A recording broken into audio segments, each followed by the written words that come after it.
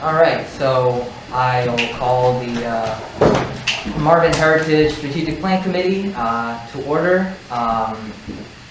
So first on the agenda is to determine the quorum. We do have a quorum today, having TJ, John, Jake, Melinda, and Tim and Sherry present. The others virtual. Dorota, Mike, and Will are not present. But Mike said he could come later if he's available, so he'll probably pop in. All right, so this committee is going to follow Robert's Rules of Order. Dorota has joined. Oh, Dorota just joined. Okay, great. We're just getting started. Dorota, we just determined quorum. And so this committee is going to follow Robert's Rules of Order, which we're going to talk about like one of the first things in the agenda. But just real quick, we make motions. I'm not a voting member, so I'm going to suggest motions but not make them. Someone can say so moved, or someone can make the motion. And we're not going to do seconds, so just make the motion. And it goes to vote. We go to discussion, and then we vote on it. So since I can't make motions, can someone make a motion to adopt the agenda? All right, I heard John says he makes a motion to adopt the agenda. So any further discussion? The agenda is what's on for tonight. Yeah, the agenda is the list of Okay. things that we have to do today. Okay. Okay, so With that motion on the table, we'll need everybody to vote. yeah, hearing no discussion, we're going to go into a vote. So all in favor, say aye or raise your hand. If you're not on the camera, I'm going to need you to say aye. All right, so we got John said yes, Melinda, thumbs up. All right. I can't hear you. All right, TJ says aye. Okay, so Dorota can't hear me. I think that's going to be on your side. So if you could go to audio and video in the top. Wait, if you can't hear me. Doesn't matter what I'm saying. All right, go. Okay. All right. So next we'll have adoption of the minutes. There are no minutes. Then we have a public comment period. Do we have any public comments? No one is signed. No one is signed up here, but yeah, you guys on the line. All right. Would anyone in the virtual audience wish to give a public comment? We'll have 3 minutes, and we'll just hear you talk.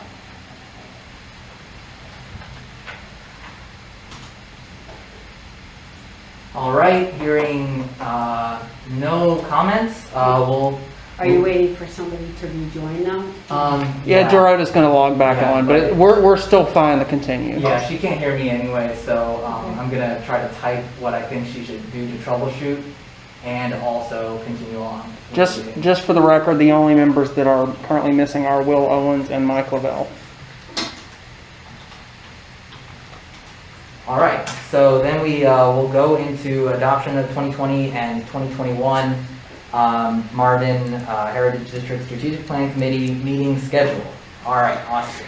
Okay, so this is the schedule for meetings that we are going to be holding throughout 2020 and 2021. The committee is currently slated to hold 8 meetings, the first meeting being replaced by this one. Meetings through 2020 will be at 7 p.m. and in 2021 we'll switch to 6:30. Does anybody have a problem with this schedule? Do we need to make revisions? The floor is open for suggestions. All right. Hearing no objections, someone will need to make a motion to adopt the 2020 and 2021 Marvin Heritage District Strategic Plan Committee. All right, Sherry makes a motion. So moved then. Sherry beat you to it, Melinda, sorry. Any further discussion? Okay, hearing none, I'd like to take a vote for the adoption of the schedule. All in favor say aye, or raise your hand. Okay, 1, 2, 3, 4, 5. Okay.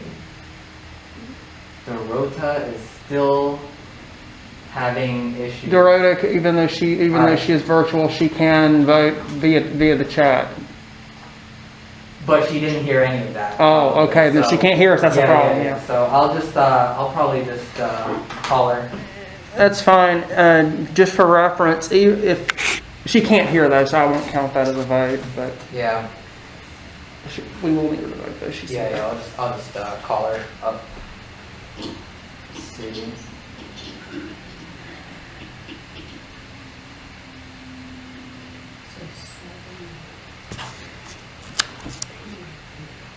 All right, so moving on, we have discussion of Robert's Rules and Parliamentary Procedure. Austin.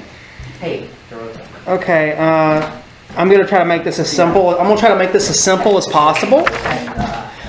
In your packet, you have basic motions for how Robert's Rules work. We are not this formal, but I wanted you all to look at this, to read it, to try to get a better understanding of how meetings proceed. Like I said, we're really informal, so generally the most motions that you will make will be to either adopt something, to amend the agenda, to adjourn, things of that sort. And you'll see that in the next page of your packet, you have this little table that shows the order of business for the meetings. And this is a very good summary of how most meetings proceed. We start with the call to order, the determination of quorum, the adoption of the agenda. And anytime you want to make a motion on something, if you don't really know what's the best way to make the motion, you can ask us to suggest one. And if something is really complicated, we'll go ahead and suggest one. But anytime that we suggest a motion that's very long, you don't have to repeat it. All you have to say is "so moved." Like Rohit said, with the public comment period, anyone present, physically or virtually, does have 3 minutes to speak if they so wish. When we get to unfinished and new business, this will be where the most of the work goes into the meetings. Emma and Rohit will be leading this. And then once we finish up the bulk of the meeting, we'll go to the review of action items, which is where we will review pretty much everybody's homework for the meeting to prepare for the next one on the part of both staff and committee members. And then we'll do committee comments, which we're going to try to limit to a minute since there are 9 of us. If everybody has 5 minutes, we're going to be here for an extra 45 minutes. So, and then we'll simply move to adjournment. So before I move on to general do's and don'ts, does anybody have a question about parliamentary procedure, Robert's Rules, or how meetings proceed?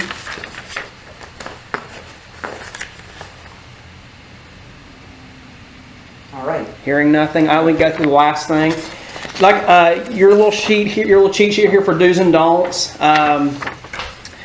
Good advice to follow for meetings: being concise, staying on the subject at hand, speaking in order. This helps us just get through meetings efficiently and effectively, and helps us maintain good relationships.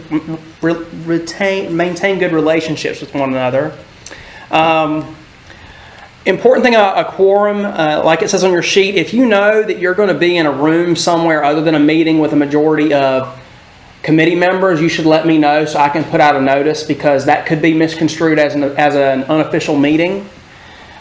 Another thing is that in emails, do not email each other in groups. You can talk to each other one-on-one, but you can't respond to each other in groups. Mm-hmm. You can also talk to each other in groups less than a quorum. Less than a quorum, That's which quorum is 5, so less than 4. One other important thing I was going to say is we have 3 members of the planning board on this committee, meaning if any of you all decide to go to a planning board meeting, you could constitute a quorum of this committee at the planning board. So if anyone on this committee is planning on attending a planning board meeting, please let me know so I can put out a potential quorum notice. And I'm going to say this exact same thing to the planning board next week, or the week after next, saying that if they're going to attend this meeting, they need to let me know. That way we can just cover our bases. And lastly, sometimes the packet was really short this week. Some weeks it's going to be longer. Just try to do as much reading as you can, study up on it. If you have a question about something in your packet, please contact me or Rohit, and we'll try to do everything we can to get you ready for the meeting. I think that's really all I have. So, Well, the packet's short, but I did send 2 50-page documents. you did do that. The week before we sent the agenda. Then I don't expect everyone to read every page of the land use plan and CP9 report, but at least skim it because there's a lot of good stuff in both of those documents that kind of pave the way towards what all the boards together think Marvin should be. Yeah, that's all I got. That's all you got? Yeah, we can move on. All right. So there's no voting here. So if anyone has any questions about, Robert's rules, at all, and don't feel afraid to ask questions because there's a lot of people. Please, this is any opportunity. You're all at the table because we want to hear your input. So don't be afraid to ask questions. I have a quick question. Can you repeat the part about the members communicating with each other? Sure. Is, emailing okay? Or Yeah, you can contact each other any way you wish. Just make sure that it does not constitute a quorum. So if you want to email people and email other committee members, I recommend you do it one-on-one or in small groups. Because if you hit more than 4 people, you're going to constitute a quorum, and that is an unofficial meeting, and that is against the open meetings law. So, small groups, contact the small groups, talk to us, talk to staff if you have any questions. But just be careful not to be in situations where you're going to have a quorum of this committee. Which okay, that makes sense? Yeah, thank you. Mm-hmm. Yeah, we'll be careful to BCC all of the committee members when we send out stuff, and so don't reply all or anything if you have a email where you see everyone's email addresses or something like that. Mm-hmm. Okay, any other questions? Okay, great. We got to get through that stuff, a very important 10 minutes because this is a very important committee and we have to make sure we're doing everything right. So thanks for that. So next on the agenda is staff and committee member introductions. So great. So this is where we go around the table and introduce ourselves to each other. The virtual table. Yeah, the virtual table. I'll go ahead and start. My name is Rohit Amanamanchi. I'm the planner and zoning administrator for the Village of Marvin. And I'm also going to be the not the chair, but the kind of lead for this committee. The parliamentarian. Yeah, we're calling me the parliamentarian. I don't quite like that name, but the point is I'll be kind of taking us through the agenda. And let's see, my background is mostly in transportation engineering and planning. I graduated from Georgia Tech, and I've been here working for Marvin for about 2 years now. And I've actually lived, not in Marvin, but just outside of Marvin since I was a child. So this is a really important project for me too, because I'm really proud to be able to shape the way that, the place that I feel like I grew up in, grows up too. Yeah, so that's it. I'm really glad to be here, and I'm really glad we have this committee. So I'll let you introduce yourself next, Austin. So I'm Austin Yao. I'm the village clerk and the assistant to the administrator for the Village of Marvin. I've been working here since July. I received my master's degree in public affairs from UNC Greensboro in local government management. I'm really excited about not only working here but this committee. It's nice seeing academia come to practice. What I do here is in meetings, I take the record I take the minutes. I ensure that everything that you guys do is legal and that we follow proper procedures and stay on task. I'm your point of contact for anything to do with meetings in regards to scheduling, questions about procedure, questions about meetings law, things of that sort. And like I said, it's nice to meet all of you. So. If you'll let Sherry take it away. Wait, I'll like to introduce Emma. Okay, yeah, go ahead and introduce Emma. Then we'll get on to the committee members. So, let's see. Ooh, there's a lot of Okay, I'm Emma. My camera doesn't work right now. I'm trying to get it fixed so that you can see what I look like, because it would be nice. My background is in historic preservation. I have a master's degree in historic preservation from the University of Colorado. I've worked at 2 different downtown projects in Colorado, so it's really great for me to be working on a downtown project after moving here. I work currently for Union County in their planning department, so that's basically it. I'm really excited to be a part of this project. Thanks. All right, so next, Sherry, and then we'll go kind of in order of how I see people on the screen. We can go alphabetical too. Either way. I think it'll be easier to keep track if I just do this. I'm Sherry Albano, and I moved here to Marvin about 3.5 years ago. I lived in the city that I grew up in for 50 years, and I worked for small town government, I worked for big city government, and I saw how our city went bad because it was mismanaged, very poorly mismanaged. Which city did you say again? I grew up in Rescheduled, New York, which is Westchester County, and it was a great place to live, and it was just poorly managed, and it really went down the tubes. So I have a very vested interest. I feel like Marvin is very up and coming, and what we do today is so essential to our future. That's why I'm here. Thank you, Sherry. All right, so TJ Philbrick, you're up next.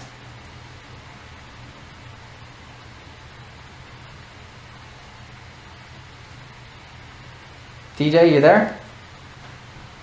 All right, we'll come back to you. John? All right. John, you're muted. Yeah, I'll unmute him.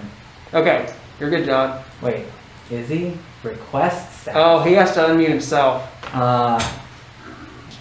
Yeah, John, can you unmute yourself? Or let's see, unmute temporarily. Yep. Yeah, there you go. There you go. Okay. Okay. All right. Now, I'm John Jones. For full disclosure, I'm the chairman of the Market Planning Board. Have been for almost 3 years now. But I am a 35-plus year resident of Marvin. I cannot claim to be a native. There are a few of them still around, but I've been here since before, as I say, before Marvin was Marvin. I was heavily involved in the corporation, which took us 3 times, and up until the point that I got involved in, my wife got me involved in the planning board.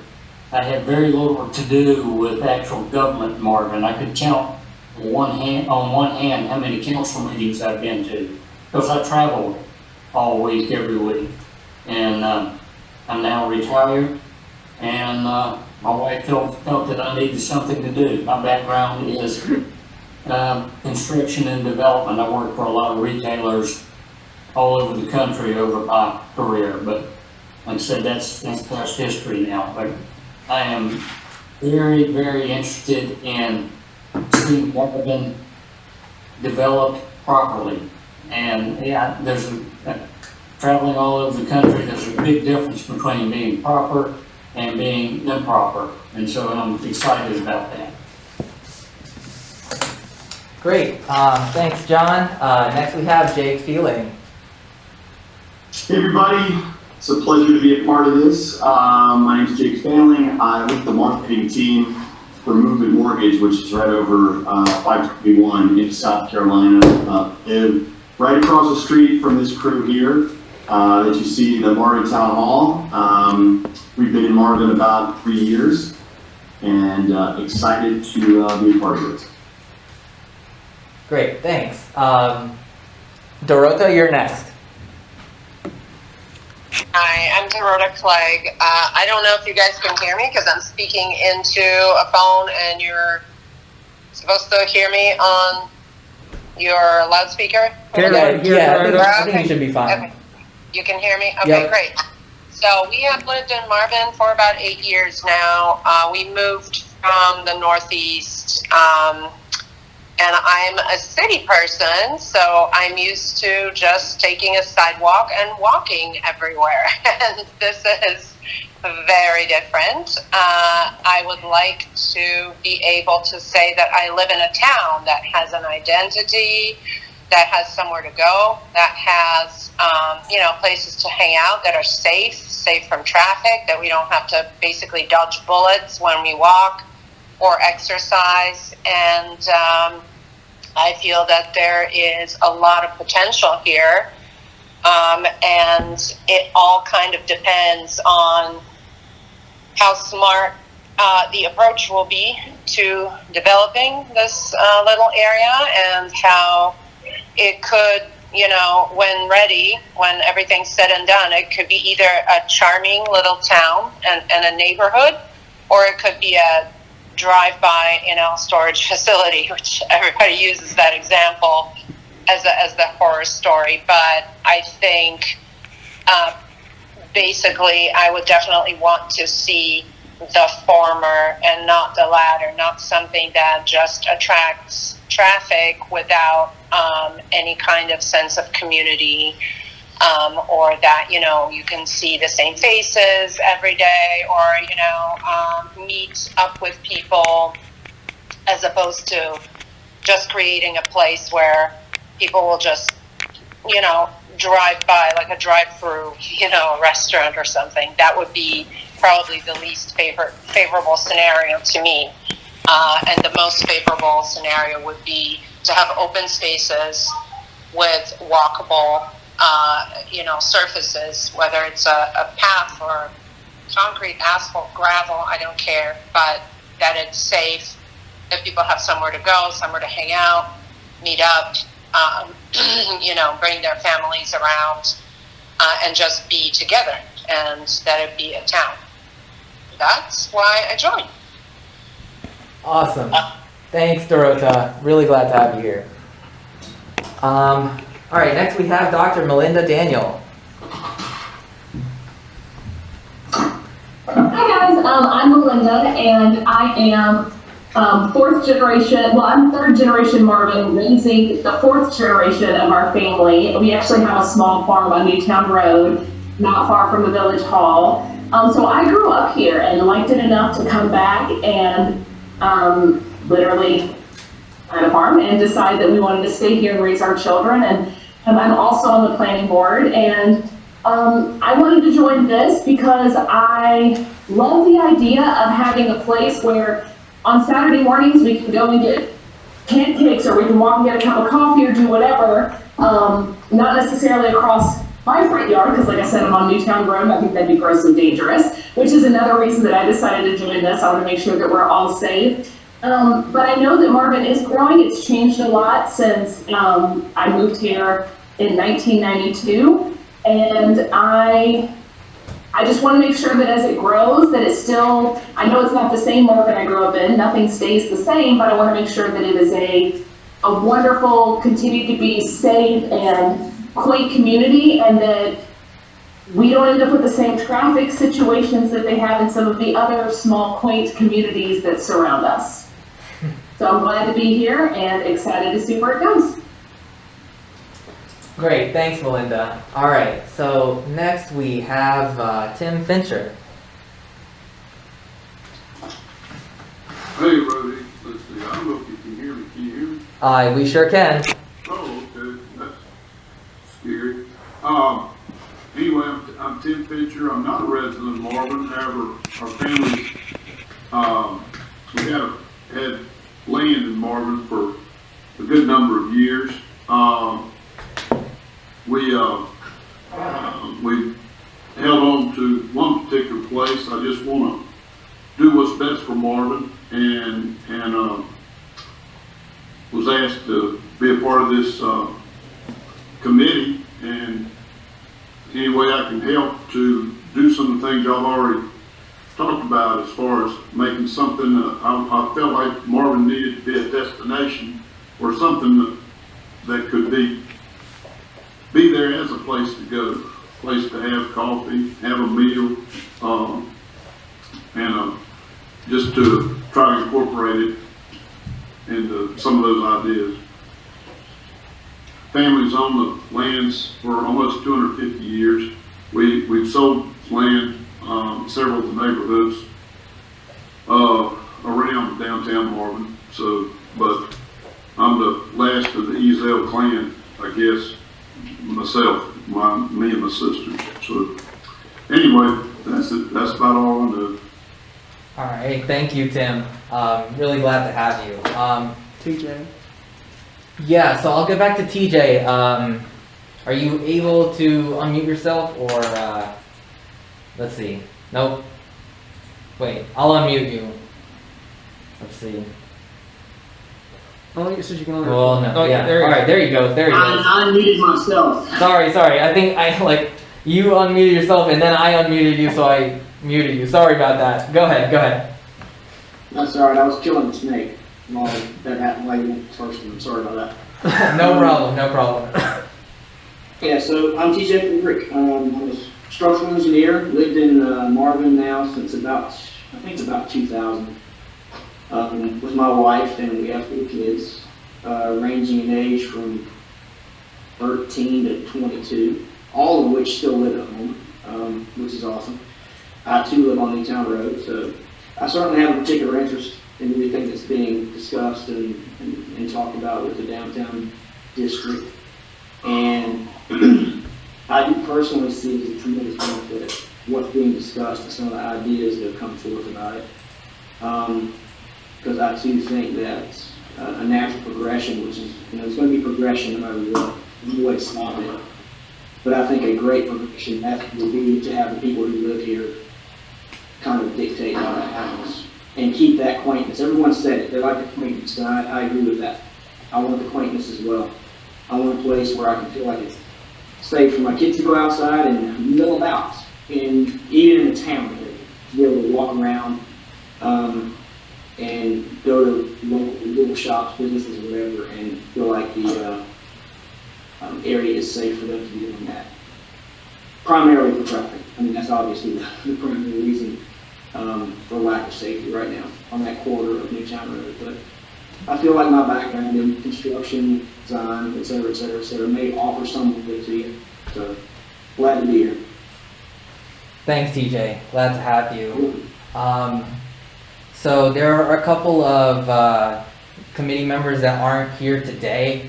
Mike Lavelle is a planning board member, and Will Owens is a resident of Marvin who also owns the brick house across the street from us. And so hopefully they'll make it to the committee next time.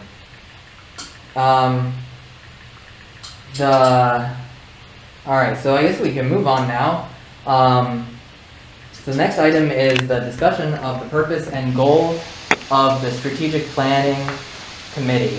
I don't think I actually got around to describing that Emma Lane, who is a county planner, is going to be our subject matter expert, having a lot of downtown development experience, and so she's the facilitator of the committee. So she'll walk us through what the purpose and goals of this committee are. Sure. So I talked to Marvin a little bit earlier about this, and I like the way that he said it. The purpose for the Strategic Planning Committee is to create a strategic plan. So that makes sense to me. And so basically, there's some really good stuff. If you guys haven't read through the packet, page 16, 17, 18, I'm not going to read it through because that's something that you can do on your own. But basically, the point of the strategic plan that this committee will be creating is to come up with stuff that you guys want to see. And you all have really kind of had a similar goal in mind by just listening to your introductions and stuff like that. And so taking those things and putting them into a document that says when someone comes through here and wants to develop this land, this is what we want to see.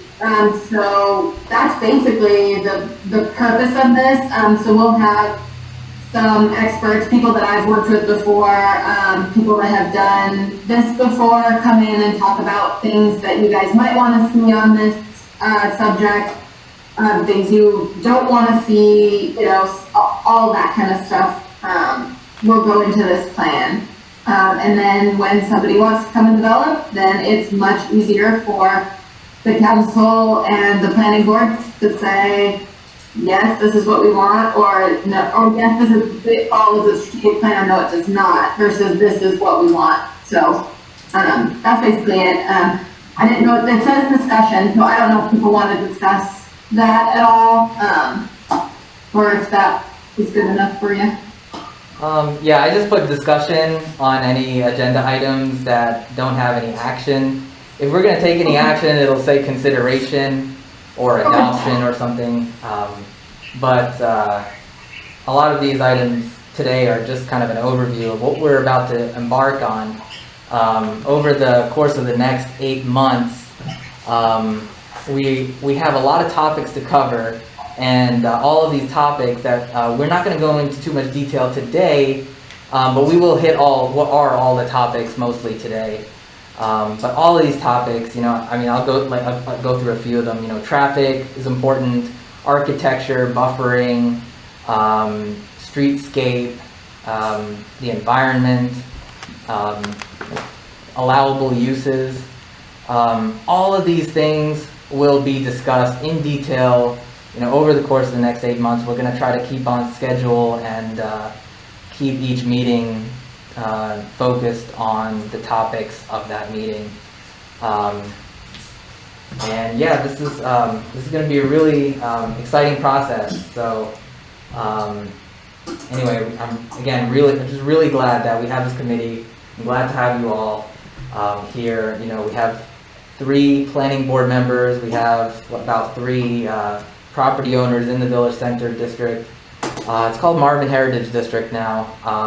It was just named a few weeks ago. And then a few members of Marvin at large. So overall, I think we're going to end up converging on something that is the best for Marvin. That's all I have to say about it. Anyone have any other questions for either me or Emma or Austin? So another quick question from Sure. Dorota. So how will this work in terms of, you know, just workflow?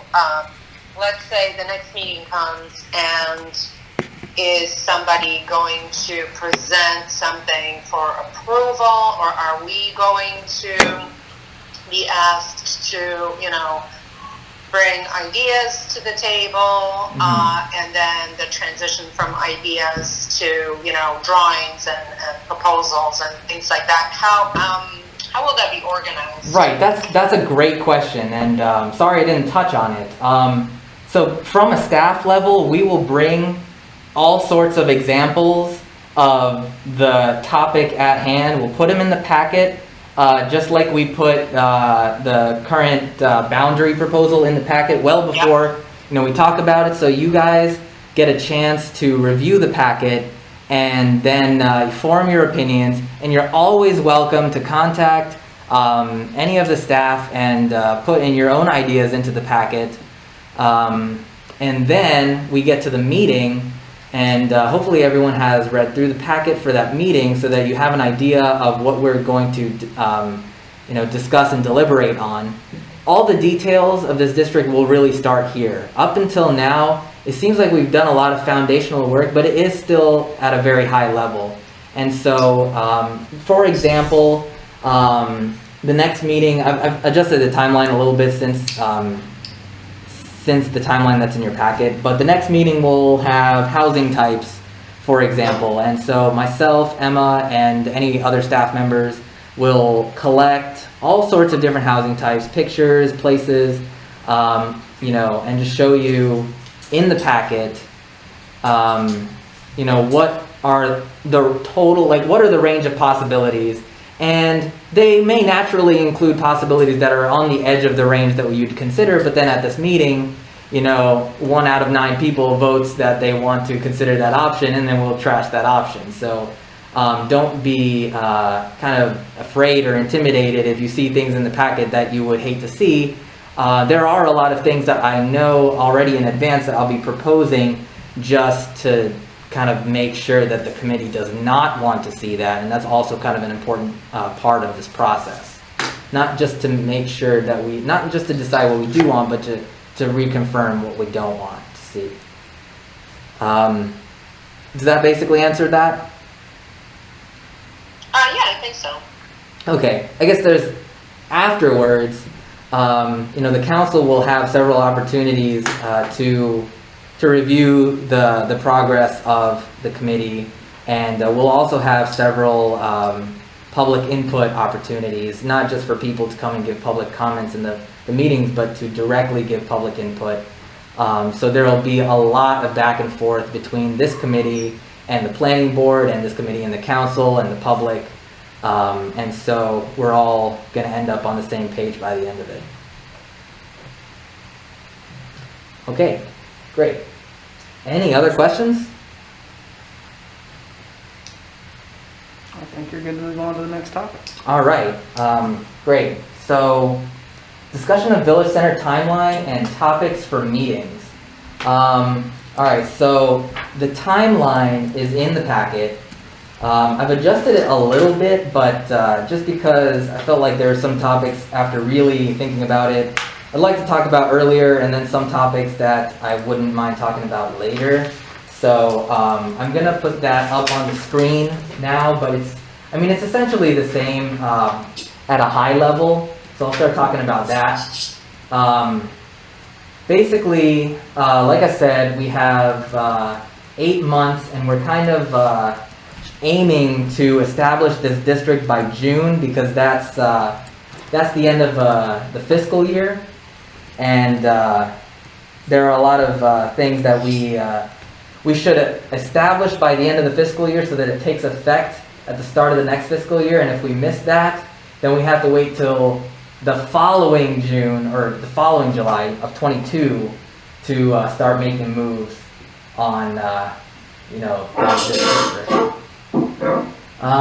So anyway, so that's kind of why we picked June as the month to wrap this up. The first few meetings we'll be talking about the high-level zoning topics. So we have uses. That's kind of the most important thing that is on everyone's mind right now. What kinds of businesses are we going to allow in this district, and what are we not? And what kind of density are we going to allow in this district? Traffic, mitigation plans, housing types, and then what kind of architecture do you guys want to see? Buffering, parking, streetscape, let's see, landscaping, environmental concerns, stormwater, economics, signage, branding, implementation, business recruitment. And so like the flow of it is that we talk about the physical aspects of the district, and then later we'll talk about more about, I guess the more community aspect, like how do we get people, involved, businesses, how do we get the money to fund this, etc. Let's see. And then we have, the phasing of consultants. Of course, this is going to be a very big project, Village Center in general. I've been calling it Village Center forever. I keep forgetting. It's called the Marvin Heritage District now. The first consultant we have is going to be DFI, the Development Finance Institute. It's out of UNC Chapel Hill School of Government, and they're going to do an economic feasibility study, basically kind of assessing the uses and density that we come up with in this committee at the next meeting, and kind of they're going to model that and tell us, is this going to be economically viable? Because the last thing we want to do is say, okay, we want really low density, and then the district fails because it's too low density. So they're going to help us with that, and then they're going to let the council know by January. if the idea of density and uses and the amount of housing we're proposing is going to work, and if not, what should we do to make it work generally. Let's see. I guess one thing I got to tell you is I can't navigate the server and talk at the same time, so I'll stop a second to pull up the timeline and then. What did DFI mean again? I always forget. DFI is Development Finance Institute. That's I'm pretty right. Or is it initiative? sure. Initiative. Yes, it is initiative. Development You're right. Finance You're right. Initiative. Okay, and then, so the planning board is probably more familiar with this, but then we established the zoning district. Right now, there's no, law or ordinance in place. If someone wanted to develop any property in this district, all they could do is build houses. It's zoned residential. So one of the main products of this committee is going to be helping to establish this zoning district. It's a set of ordinances that that's the law of what people in this district are allowed to build. We'll have a consultant for that as well, hopefully, that will make sure that everything we come up with is legal and also, write it in a way that's legally enforceable, so that, we don't accidentally allow something because we didn't put the right words to it, So that's the zoning district consultant. And then the council will move to adopt that zoning district, and once that happens, people will be allowed to submit site plans and develop per the zoning district and the strategic plan. Finally, there's a thing called Municipal Service District, and I'll be abbreviating that as MSD a lot. So that's Municipal Service District, and it's going to be a special tax district overlay that would be applied to the properties in the district, and then we would take some sort of financing option like a loan or a bond on the next 20, 30, or 50 years of those increased taxes, again, just for the properties in this district, and use that to help fund some of the infrastructure that's needed for this district. And DFI is going to help us with that as well. So that's pretty much it for the timeline.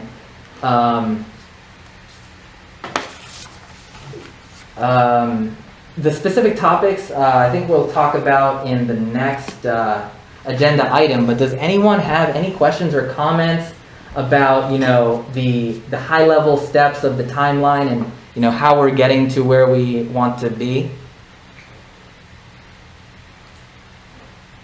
It is a lot to process, but it's Yeah, nice. It's nice that it's compartmentalized, so it's just step by I step. think as you go into each meeting and you start rolling your sleeves up, it will start to kind of make more sense. It's a natural flow. Right, I think right now it's just you It's feel a lot. what questions are there to ask until you actually start getting your hands in the dirt, and Yes. then a lot more questions will come up probably.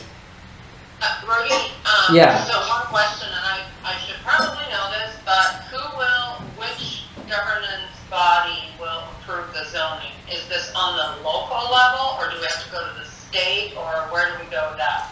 That's a good question. So our village council will approve all final things. Does it need to go to the planning board first? The planning board will review it, yes, and provide their recommendations on not just the zoning district. They'll provide their recommendations on the zoning district, the strategic plan, and the feasible study, etc. Our village council is the final authority on all things that we decide to do in terms of the zoning district. Yes.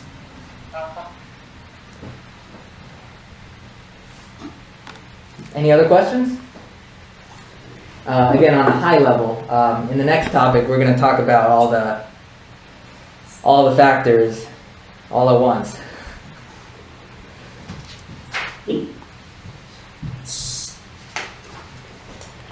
All right. Okay, hearing no questions, we'll move on to the next topic, which is the big one. This is the one where I hope that you ask a lot of questions.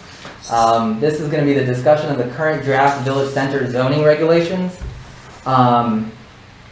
So we have to start somewhere, right? And so I kind of put together kind of some the more technical terms of what I'm hearing people are saying. They want low density, they want low traffic, rural feeling, walkable, and what that really means, like how you would put that together. I put a 2-pager. Of course, the actual zoning district is probably going to be like 30, 40 pages.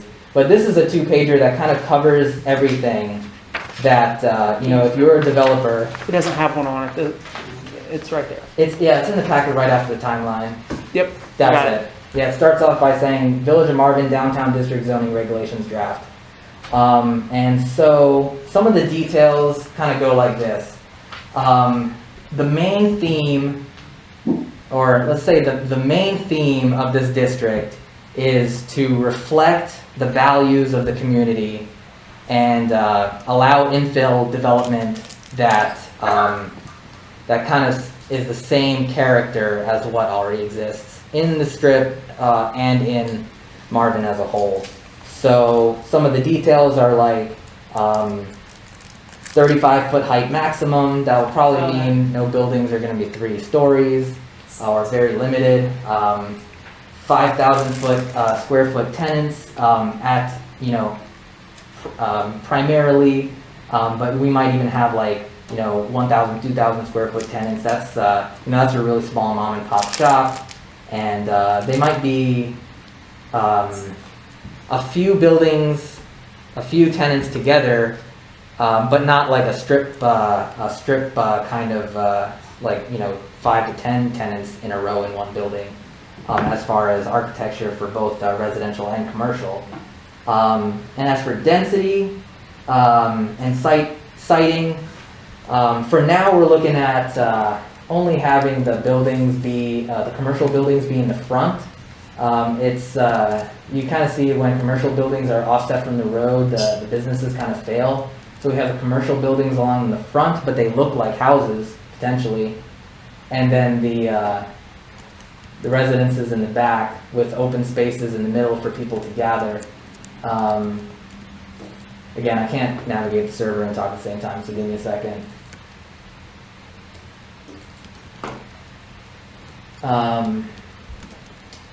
Also, I have south facing north, and I realize that kind of messes with a lot of people, so I'm gonna do this.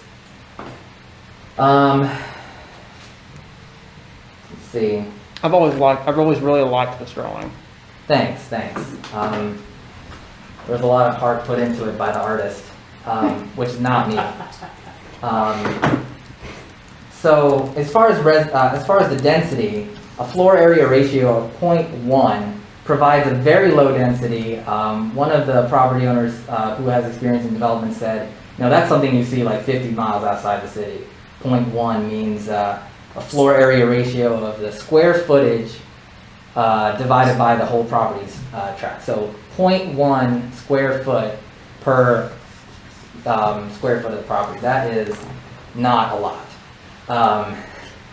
And for residential density, I'm getting this very strong sense that this district as a whole would only be digestible if we stick to a maximum of 1 residential unit per acre of the parent tract, just like it is if you were developing a residential subdivision. I'm hearing that over and over again, that Marvin residents don't want to see more density than what would be allowed.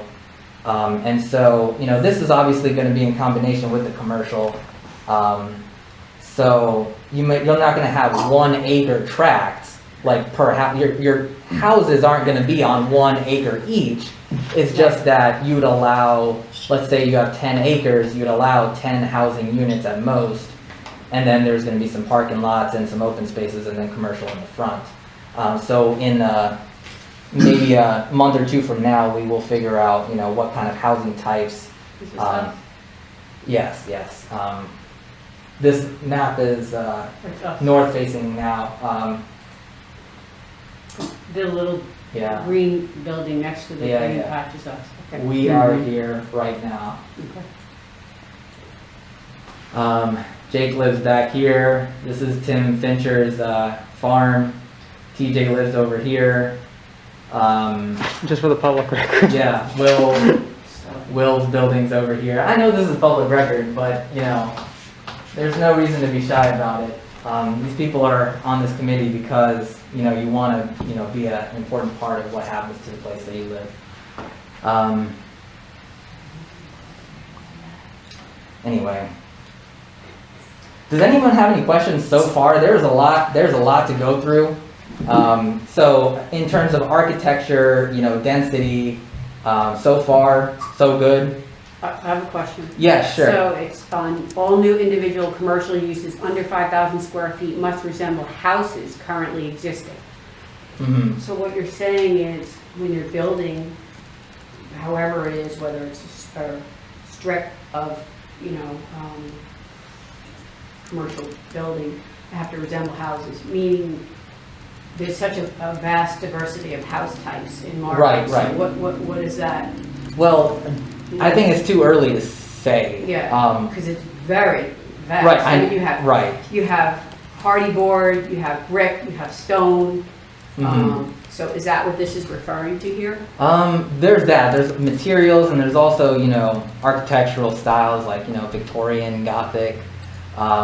We still don't know what these are going to be until we gather all sorts of examples and then kind of check off. Yes, we like this. No, we don't like that. But we'll definitely get there very soon. But the general theme is that people are not wanting this district to look like a commercial, district. Like when you drive by, a typical, shopping complex, you got, flat roofs, Right. flat faces, and it doesn't really, it doesn't feel like, downtown. It feels just like a shopping center. Yeah. So that's kind of what I'm getting at here. So we want to keep it more of a maybe rustic, rural, architectural, whatever. Right.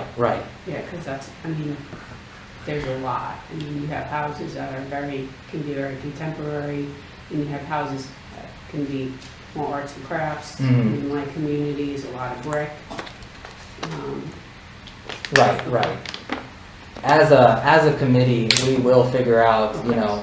even within the definition of, That. even with, You'll narrow that down more. Yep, Okay. 'Cause exactly. I'm just thinking like, wow, it's so all-encompassing, really. Mm-hmm. I like the parking in the rear. It's nice. Mm-hmm. It really kind of opens it up for people to mingle, sidewalk, lighting, maybe even tables outside. Yeah, exactly. So, I was thinking that too initially. One way in, parking, and one way out. We have the roundabouts to make use of those. Hopefully Mhm. getting a third one soon. But Yeah, that's exactly what I was thinking. Like if we had, over there and parking in the rear, you can only enter, let's say, from one side and exit from one side. Mhm. It just reduced, people are walking, the kids pushing baby carriages. It can get chaotic.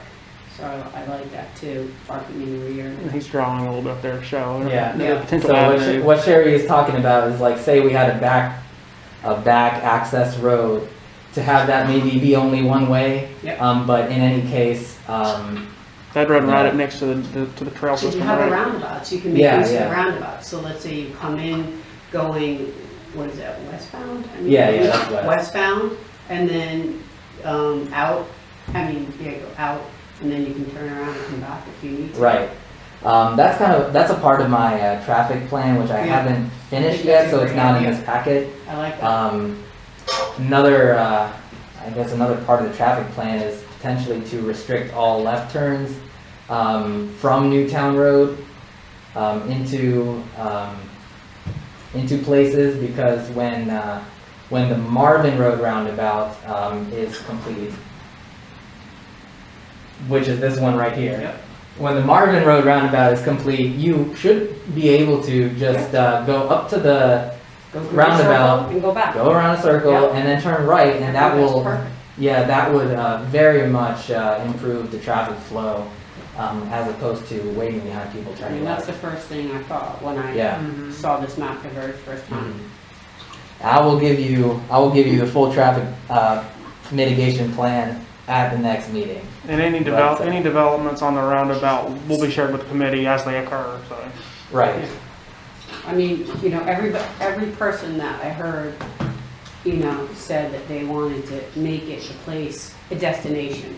You know, I heard a couple of people mention about sidewalks. Now, I don't live near here, walking distance. You're in Weddington Checks, right? Yes, but, I mean, we talked about it last time, the communities that are here, if we can work with developers to build sidewalks so that people can on a Friday night, and Saturday night, or Sunday morning, you know, push their baby carriages, walk their dog, whatever. There's a barber shop, you take your kids to get a haircut, you go there's a breakfast shop or coffee shop. How nice would that be? Right.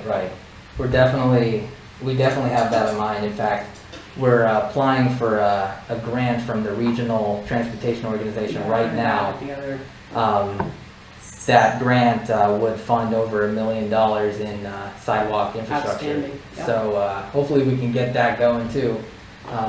You know, the desires are great. We also need the money, but we're going to make both of those things happen. because you want it to succeed. I mean, you were talking about, and that's where I said, like, the city that I grew up with, it was so mismanaged. There was a mall, and there was a big retail store in the mall, and they got control of what came in and out of the mall. So they didn't want competition. So they pushed out all the competition, and it was just them. And then nobody went to the mall anymore because there was nothing there for them. And the mall And failed. they did themselves in. Macy's took control over that mall, and they said, nope, we don't want any of these bigger stores in because they're competing with us. And then all that was there was Macy's and cheap junk stores, and it just deteriorated the whole mall, and then the whole city kind of imploded on that. Right. So too small, like I heard you say, no good, but too big, no good. It really is a fine balance. Yes, that's absolutely right. And hopefully we'll also have experts, you know, in here, in and out each meeting that, you know, have had, you know, all this experience and know what that fine line is.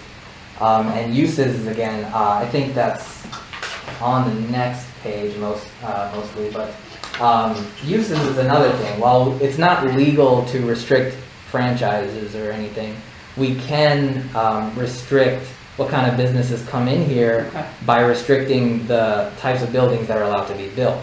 Right? You're not going to get a Macy's if there's not a single building that's more than 10,000 square feet. But you can get a Starbucks or... Right. Yeah. Okay. Right. And Is there, yeah. do you happen to know, I mean, and there's some people that are on the committee that live nearby, that would be, and I saw this in my city where I live, so when the development came in within a few blocks of where my house were, what wound up happening, if there wasn't enough parking, people went into these neighborhoods, parked in the neighborhoods and walked over. Is there any concern from some of these communities about stuff like that? Has anybody voiced concern about those kinds of things? And, you know, I don't know how much parking we're going to be allowing for that. Yeah, I'm not sure how much parking we're going to be allowing either, but we Some don't of want to it's allow really- too few parking spaces Because because then of that that. can, that can happen and make up some of the communities not happy that people are parking in front of private residences. So, I mean, it's great to have sidewalks that people can walk in, but then that's the flip side if there's not ample parking. Right. There's kind of like a one space per 250 square foot kind of guideline that you follow for you know, regular developments. Okay. But then you see, you know, you might have too many parking spaces. Yeah. This district may be an opportunity to not have a parking minimum or maximum, but like have a parking range, and then when site plans come in, you know, advise them to go in either direction, you know, depending on their uses. Yeah, do I have a question from someone on virtual?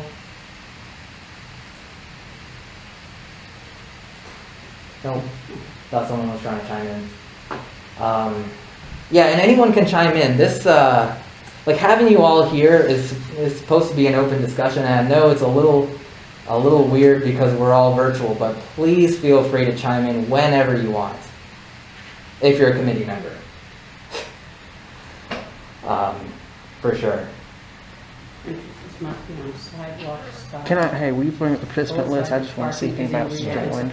So entrances to businesses, right? That's that last bullet point right there? Yeah, and so that's more so to promote a more walkable community. You don't want to force people to walk on the side that people are driving because that's where the only entrance is to the commercial buildings. So what that means, is that if you've got a building that fronts a parking lot and a sidewalk or like a trail or something, you gotta have both. You gotta have entrances on both sides. And I also put that example there. If you go to Blakeney, you know where that playground is, like at the corner of Arkansas and Ray Road. That's exactly what came to mind when you said that. They did a really good job having entrances They on have the both. fountain in the rear, and people can go get their food, walk out the rear, but you can come in the front. Exactly. Yep. And again, yes, hello? A contrast to that would be Valentine Village, where all of the cars, like you have sidewalk tables and you have cars facing you. I mean, I don't know about the rest of you guys, but to me, that's totally not an appealing spot to sit in. And then the car traffic runs through in big loops. She's right. It's awful. Like right across where people would be walking, and that is just not a very good walkable solution in my mind. So I feel like I know exactly what you're talking about. This is much better what you have here. No one's driving across when somebody else's kid is darting across the street and that type of thing. Oh yeah, that place is terrifying. Yes, I agree with exactly what you're saying, which is why I like this plan so much better. Because I feel that way too. It feels very chaotic in that parking lot and unsafe. Yep. No. No. I like that. Versus, let's see, you go to Blakeney. No, that's not it. Well, Lakely is like if you go where. Yeah. And of course, we look at Blakeney, and we're not saying that we're gonna build Blakeney and Marvin. No, I understand. Of course. That's a nice concept, right? Right. We take ideas from places that are cool. Bits and stuff, pieces that work.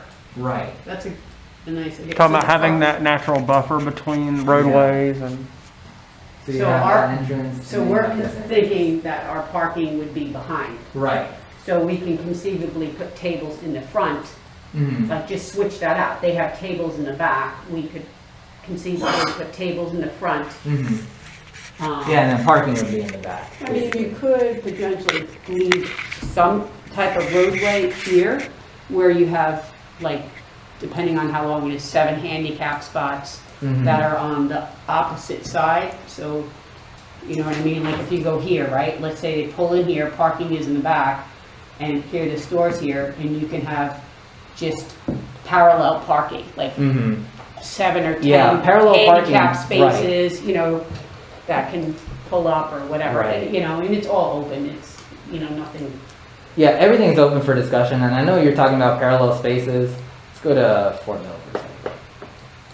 Fort Mill's Main Street is a pretty good example of that, where you have a limited amount of parallel spaces on the main street, but then the vast majority of the parking is in the back. That's definitely a concept as well that we can consider. And, that's going to be, let's see, 2 months from now, I have parking on the agenda. That's when, again, like Dorota was asking a few agenda items ago, Emma and I will come up with all sorts of examples, and we'll go through and, see, this works, this doesn't, and also, leave a few options. So we get to a point where a developer doesn't have to do one thing, but they could do something within a small range of things. And then the other thing I just wanted to ask, I didn't see it in here, and are we planning on putting, like most shopping centers nowadays have like a park area? Whatever kind of park it is, whether it's a kids park or a park for people to sit with a fountain or whatever. Is that going to be incorporated into our downtown area at all? Absolutely. So these light green areas, I mean, again, this is preliminary, this is Right. I so understand. this is a site plan Okay. that I drew up and an artist did a rendering of it Okay. based on the preliminary zoning. So this is not what we're building. Yes, I understand. And there are some things that we may not see in the final product, but one of the concepts is a pretty good percentage of space should be dedicated to, you know, public gatherings. So, you know, we have some light green area, you know, here and here. I hope you can see my mouse where I'm pointing. And so those are the places where you would, you know, the developer would of course propose what kinds of things they build there. But we also have the resident survey, which I actually haven't even brought up yet. The resident survey had about, you know, 4 or so, 5 questions about what you'd like to see in a village center.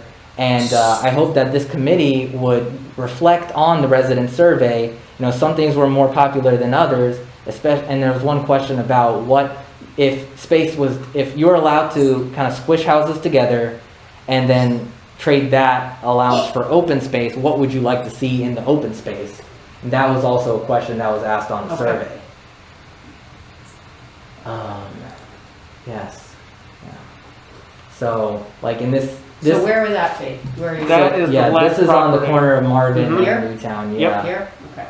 And then if we were talking about, you know. But this there's is some gonna be open all space residential here. right here, right? Yeah, yeah. So open space here, some open space there, residential kind of squished together in the back. Not like this exactly, but if you were to allow this guy who has 26 acres, you allow him 26 homes and put it on the back quarter, then you could have a lot more room for public open space, essentially. I see. That's Skylight's property, right? Yeah. And then where would we be considering the retail store space? Here? Yeah, in the frontage. So those two front buildings would be commercial potentially, with the parking lots in the back. Here? Public. Yeah. So it's not exactly drawn the same way on the. It's not drawn the same way on the overall plan as it is in this close-up. So, of course, that's an opportunity for people to say, look, I really don't like that you put parking in the front and then we don't do it anywhere. Right. Okay. I've only got through page 1, so I mean, I'm really glad that, you know, you're asking a lot of questions, but I really want to hear questions from everybody. Like, so far, how's it going? Hey, can you bring up the participant list? Yeah. Let's see. Unshare. I think I have to unshare. Let's see.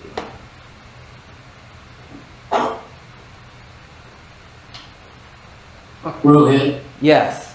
I will jump in. I was sort of saving something for the closing comments, but there's not a lot of conversation, and I can identify with that. For people, you know, as I refer to it, it's deer in the headlight look, because this is all new to them. And for the rest of you, you know, the planning board has inherited the land use plan, which is this, you know, just a part of.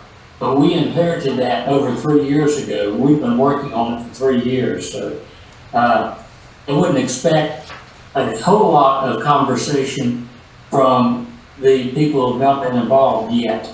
It's you've got a lot of catching up to do and indoctrination yet to understand. So you know, I wouldn't have expected a whole lot of conversation tonight. This is sort of orientation, I think. Me too. Actually, I was pretty sure that, you know, this meeting should be the most talking that I will do in any meeting, and that, you know, once everyone else starts to digest, you know, everyone knows what they want to see, but this committee is meant to iron out the details. So once everyone is able to digest, you know, what are even details? Like, what actually makes low density? What makes walkable? Then starting next meeting, you know, you'll all be, you know, hashing it all out. You know, I'm not sure that people know what they want to expect until until the back and forth conversations start, and, you know, you walk over with that, oh, I didn't understand it that way. Yeah. Because I've gone through that over the past 3 years, and, Yeah. my opinions are drastically different than they might have been 3 years ago. Mhm. And I'm still having those aha moments. That's fair. That's You know, fair. Open conversation is the greatest thing in the world for this group. I think it's gonna take a little time. It drags meetings out. I mean, planning board meetings last for 3 hours plus, and then we just sort of have a timeout. But, conversations are the greatest thing in the world, Mhm. because you don't know what you think until you start listening to other people. Yeah. I mean, on that note, do you want to provide what you're thinking about, the density and the siting so far? No. Okay. Well, no, I mean, in that case, I'm still only on page 1 of 2, so I can move on. Because I'm, as I said, I'm still massaging my own thoughts. Yeah, fair enough. All right, so the next like big topic is the allowable uses. In a zoning district, you can restrict uses one of two ways. You can have a list of uses that you don't want and allow everything else. Or you can have a list of uses that you do want and then allow nothing else. And it's pretty obvious that this district will do the latter, where we have a very, finely curated list of uses that we would like to see, and then only those types of uses will be allowed. So what are some examples of uses? You have a cafe, a restaurant. You can specifically say no drive-through restaurants. Maybe professional services like engineering, law. There's one I saw, it was like an animation studio. It's like basically still an office, but that would fall under professional services. Some other uses are, specialty store, like kind of like a, let's see, what's a specialty store?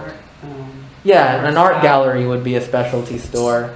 And then we also have a kind of store that's called like artisan retail. Artisan retail is where the product is made in the store. Okay. Maybe like a potter or a painter or something. And then, this could also be an opportunity for, kids to have, a pottery, class in the store or something. And then those products are sold in that store, in that same building. That's artisan retail. And then, we have a farmer's market potentially. We're kind of eyeing, okay, so where do you, would we allow grocery, like a grocery store? And of course, Harris Teeter Publix is not really going to be appropriate for this district, but like in Cheshire Village, they have an artisan market where it's like, it's your butcher and your produce and not much else. Like in Waxhaw, they have that marketplace in Waxhaw where you can buy, fresh milk and local meat and stuff like that. Is that what you Yeah. And that could fit in a 5,000 to 10,000 square foot building and not look too big or out of place. But definitely not like Harris Teeter Publix for this kind of district. I don't even know where you would fit a building that big, like physically, with all the other things we want to see. Anyway, so those are examples of uses. And obviously that's not a finite list, but we'll bring a list of uses, and just like the other things, you check off yes, no, until we get to a very finely curated list of uses that you'd like to see. So any questions on that so far? Like, what are uses? How do we restrict them? What can't we restrict, etc.? Not yet, I think. Okay. So, Yeah. just one question. Sure. There is a small mattress store in Ray Road, so I don't know if they're 10,000 square feet or whatever, but I really wouldn't want to see a mattress store. Oh, absolutely. And that's why, we go with the list of allowable uses, because if mattress store is not on the list, you can't have a mattress store, even a small one. Okay, so all right, so you would define them that narrowly. Okay. Yeah, okay. yeah. I'm curious to see how that's done, but yeah, okay. Right. So in other words, not what happened in Marvin Gardens. Right. We're looking at Marvin Gardens, and it has about 30 to 40 allowable uses, and at some point, a lot of things were allowed in there that I don't think that Marvin, today would ever have wanted to see. The list that would, be the allowable list of uses in this district would probably be half as big, and much more curated. Yeah. But yeah, so like I said, you can't go into what brands or franchises you can restrict. That's not something that we can do, but you definitely can say, the types of restaurants and the types of stores, and allow some and not allow others. And you can't say, if you say no franchises, it's no franchises, period? You can't say no franchises. Okay, you can't. But it was actually brought up at a council meeting a few meetings ago. They said, oh, Asheville restricts franchises. You drive down there and you don't see any franchises. And so I had a meeting with the planning director of Asheville, and he says, actually, that's a myth that even many of our own residents believe. We don't restrict franchises. That's not legal. But we deter, maybe by accident or by purpose, we deter most chains by the regulations of the buildings that we allow. We allow a very small maximum footprint and at least 2 stories. And so that deters automatically most chains because they don't have a pre-made floor plan that fits what Asheville requires. Okay. That's why you have all sorts of, mom and pop shops. You got a lot of artists, a lot of breweries. I don't know if we're going to do a lot of breweries here, but the point is they have a lot of local businesses because chains don't find it feasible to fit in their building regulations. It's a very delicate balance, though, because Yeah. I've seen that kind of backfire. A small town in Long Island, no franchises. People don't, some of the mom and pop places are awful because there's no regulation, there's no consistency. And a lot of people stop going because the food's terrible, they're motels, they're individually run, it could be detrimental to say no franchises. So that's right. good. There's got to be a balance. I think Asheville was saying, there was a CVS, there's an Urban Outfitters, a Ben and Jerry's. And we could see a Starbucks. Dunkin' Donuts has, if you go to the Dunkin' Donuts on 521 in Lancaster, they fit into a non-drive-through, very small building there with a lot of, tables and like a little plaza area right outside. So I can't even, I wouldn't say that we shouldn't have any chains, but we can definitely limit them and make sure we don't have any big box stores. Yeah. Good. That's good. Cool. Any other questions about uses?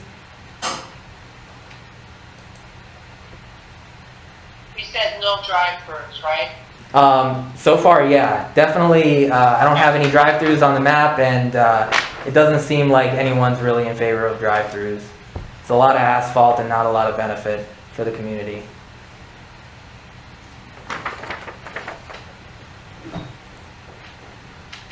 Pollution. Yep. Walkability is going to be one of the key, drivers of what we allow in terms of design. Okay, so let's see. Going along, we have buffers and transitional density.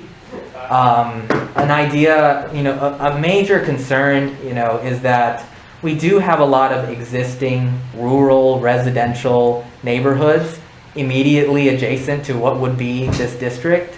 And it's very important that they don't have intense commercial activity going up right next to them. That kind of flies in the face of what it means to live in Marvin. Like Marvin Gardens. Yeah. We are learning a lot of do's and don'ts about Marvin Gardens.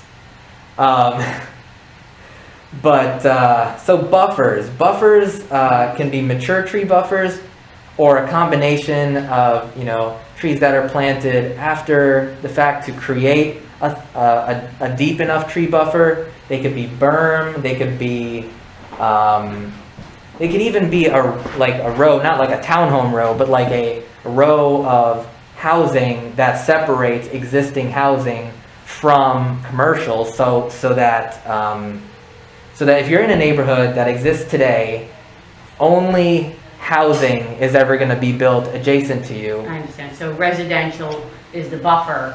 New residential is a buffer to old residential Right. or commercial. Yeah, and then when you move into the house that is the residential, up against the commercial, you already know what you're buying because, it's after the fact. Right, of course.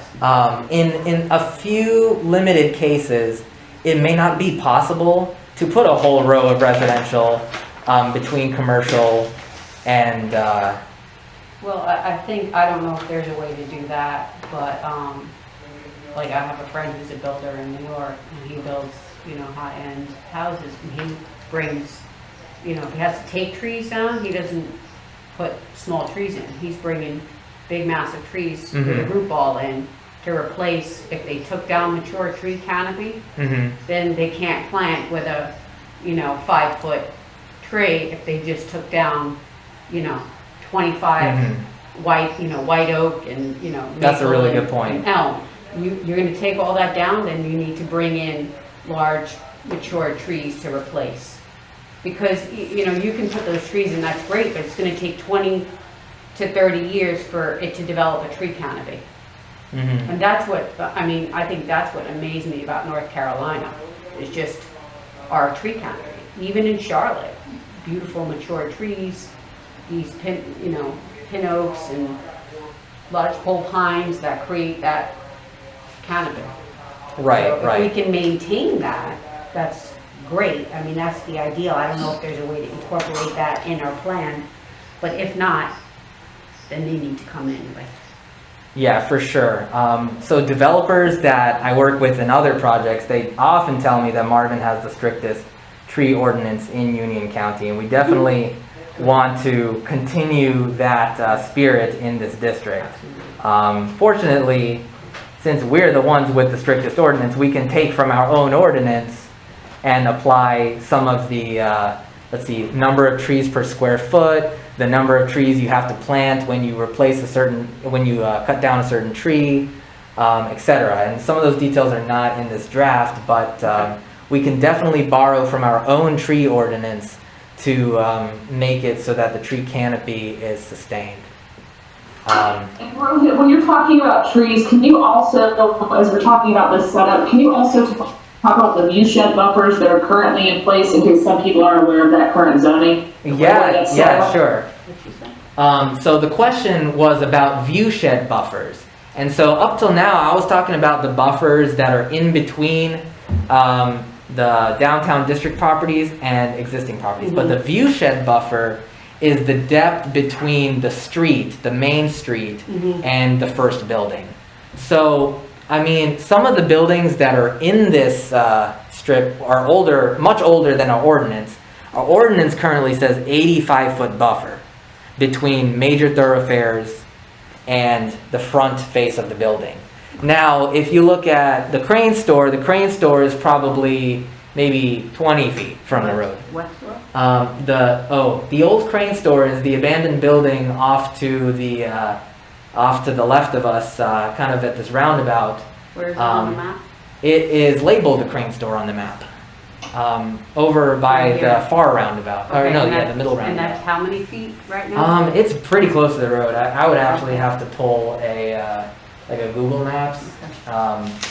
But the point is, we have a view shed buffer ordinance. It's 85 feet, but 85 is pretty far. Like, it's actually too far for commercial buildings if we're going to have a walkable district with the sidewalk kind of looking like the picture shown.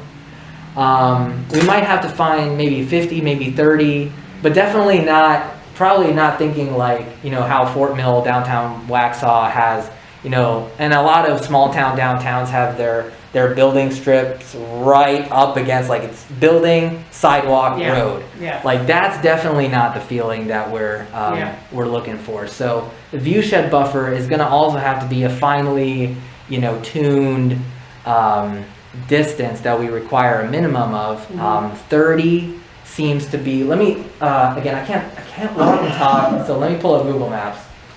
But Rohit, that's up for us and the planning board to have that conversation and decide, because we can maintain that if that's what we so choose with regards to maintaining how Marvin is currently set up. Is that correct? That's absolutely correct. If the committee we'll put 15 foot, 30 foot, 50 foot, 85 foot, maybe even 100 foot on the pole for you guys, and then figure out what we come up with. I'm obviously gonna say 15 feet again. Like I said before, I will ask things just to make sure that's not what we want, because I can't. I'm getting the feeling, you know, from the people, you know, that I talk to, but I'm not like the arbiter of this. So I mean, I think you physically have to go out there and almost see it to understand. yeah, exactly. So let me do a little distance calculation here. About 40 feet. Yeah. So that's 40 feet from the road. What is the Crane store? That's the Crane store here, and let me do a little spin around. So that's the Crane store. It's pretty close to the road. It's 40 feet. Wait a minute. No. It's not even 40 feet. It's 40 feet from center line? Yeah, it's 40 feet from the center. Okay. 30 feet. Yeah, 27. Okay. And I mean, if you drive by the Crane store, you may feel that, you know, when there's a sidewalk going across the front and that's comfortable, then maybe we do 30-foot minimum. And if that's too close, then you may look at Mr. White's house over here and think that is much better, and that's like 50 feet. You know? Yeah. So when we get to the point where we're deciding what the view shed buffer is, we'll have all these examples. Okay. And you'll be able to see what it means Right. when you say, okay, I want a 50-foot real. buffer and no less, you know? Yeah, that's what I was gonna say, is an illustration of that, and like a reference to something we can actually see that would be really helpful in, you know, deciding. Otherwise, the numbers are a little abstract. Absolutely, And absolutely. the other thing I wanted to say is that the buffer, to me, would have everything to do with what the speed limit is on Newtown. Mm-hmm. Because if the speed limit is 25, then the buffer can be 30 feet. If the speed limit is, you know, She's right. 45 like it is now, and people add 15 to that, it's a little bit like sitting somewhere and having things just move really fast up 10 inches from you. That's a very uncomfortable feeling, and I would say that those two would be in a relationship. And I know that Joe mentioned down the road, you know, maybe limiting speed on Newtown, but we that didn't take seems that like road that's over, right? down the road and Work in not progress. very certain. So I would probably link the two things, like how far Yeah. you want to build from the road and what the speed limit is, because that has a direct bearing on the comfort of like walking with a small kid, you know, makes the wrong move and you're all squished very close to the street. That's how I see that.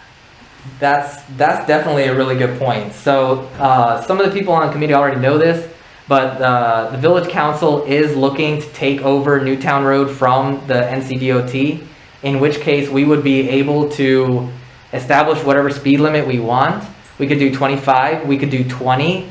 And you know, when you go through downtown That's what Waxhaw, Pineville has. Yeah, you go through exactly. You go through Pineville, you go through Waxhaw, you know you don't do more than like 25 if speed limit's 20, because the police officers are really active in their main street. And so if we have, we have increased security now, and we have ownership of the road, and we don't have to be at DOT's mercy. They have 35 speed limit. It's 45 on Marvin School, and every attempt we've made to ask them to reduce the speed limit has been rejected. But if we own the road, we can put the speed limit at 20, and even if it's not designed for 20, if it is designed for 35, but the speed limit's 20, we start ticketing people, they will know not to drive too much more than 20. There's so much we can do. Well, Go ahead. Yeah. I've had this conversation somewhat with the, and we're diverging for this evening, but, officially the speed limit and on Newtown Road from Roundabout to Marvin Road right now is 35. Yes, that's correct. And no one goes even close to that. There was conversation, we need to make it 25. So what makes changing a sign, slow people down? Mm-hmm. We're gonna have to come up with designs, and I'm talking about, construction, structural designs and impediments to physically slow people down. Right, Which will be part of the Heritage District design and infrastructure. Yeah, I mean, we can do so much, especially if we really take over Newtown Road. And they're proposing to take it over from the roundabouts all the way to the state line. Yeah, I mean, we could really do a lot. I know the village that I worked in, they had pedestrian crosswalks, and the crosswalks were made out of, they were like brick. So they stood out in the road. So you had blacktop, and then you had a speed hump. And then as you went over the speed hump, then there was, let's say a 10-foot section of brick that was gray, and then another speed hump. So a speed hump as you go over and into the crosswalk, and as you exit it. Basically, So if you don't slow down, you're going to feel it. Yes, and and they also, it was obviously different texture, different color. So here's your speed hump, and here's your speed hump here, and then in between you had all this brick. So it stood out too. And then in between the lanes they had a little sign. So here's your speed hump, here's your speed hump, here's your yellow lane, and then they actually Let me had try to draw what something you're drawing on here, installed. so they can see it. So in other words, So you're saying that, Speed let's hump. see, there's a speed hump here, mhm. and let's, wait, whoops. All right, so there's a speed hump here. I'll do a little bit of, whoop. While you're drawing, really, that's what, Matthews has done. And then we talked, there was conversation about Pineville. Well, Pineville did it with traffic lights. You just physically can't get through Pineville without, hitting at least one or two traffic lights. But until Marvin takes over Newtown Road, NCDOT is not going to allow any of that. They want to move traffic as fast as they can. Yeah. So We're at divergent, desires there. exactly. And so the council is acting on this real early. Trying to take. Then right in the middle on block of sand, there was a flexible sign, they yield to pedestrians. So if somebody knocked into it, it's not really gonna do much. It was, you're nice drawing. But again, it really, like you're driving down the street, you see that. It's standing out because your humps were reflective paint, then they were gray brick or whatever, and it just, right there to the left. See that? Yeah. Some of these dudes. Yep, that was it. See, just like they have it here. There's signs So like on you have- bollards or something. This was like a speed hump. Then you had the brick in the middle. Then there was another speed hump, and this is here. I mean, there's a lot screaming out there.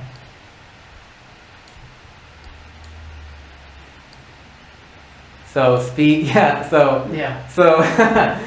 speed humps, pavers, signs, and another speed humps. I'm taking all these notes down, so even if I erase the annotations, I know what It's you're talking annoying about. to drive over it. I'll be honest. But that's what we want, in a way. I mean, if this is gonna be our downtown area and people are gonna have their kids riding bicycles and pushing baby carriages, sometimes you have to annoy people. I mean, that's what council said. Yeah. Make it a speed trap that people hate driving through and we'll Listen, make it safer. You know, I've been there, done that. You can do all the enforcement in the world. And it's just, Right, physical enforcement is the best kind. I mean, like, in other words, writing tickets, it really doesn't stop. The Right. Physical things Yeah, are gonna stop that. right, right. And that's definitely like Speed what enforcement. that's definitely what I learned in transportation engineering. Like if you want people to not do something, you have to make it physically impossible for them to do. Otherwise they will. And we have a lot of ways that the streetscape can help enforce the speed limit, basically. That's not in the zoning district here because that's not zoning. That's kind of for us, but that's still going to be in the strategic plan. Kind of a difference is the zoning district tells people what they can build on their property, but it will be in the strategic plan because that's how Marvin, the government will kind of design the streetscape in conjunction with And the district. let's say you have stores here and you have stores here. You have Yeah. that over here and you have that over here. Hold on. We got to draw this up here so people can see what you're talking about. So do it again. So you have you have a set of those. You have one set, let's say here. So you have a set of speed bumps here and here, for example. Yeah, with the crosswalk Yeah, in it, yeah. depending on where our commercial district, and then another Another set. set of So speed even bumps when here you and get here. over that one, you're not gonna hit the gas because Yeah, there's yeah. another one, Mhm.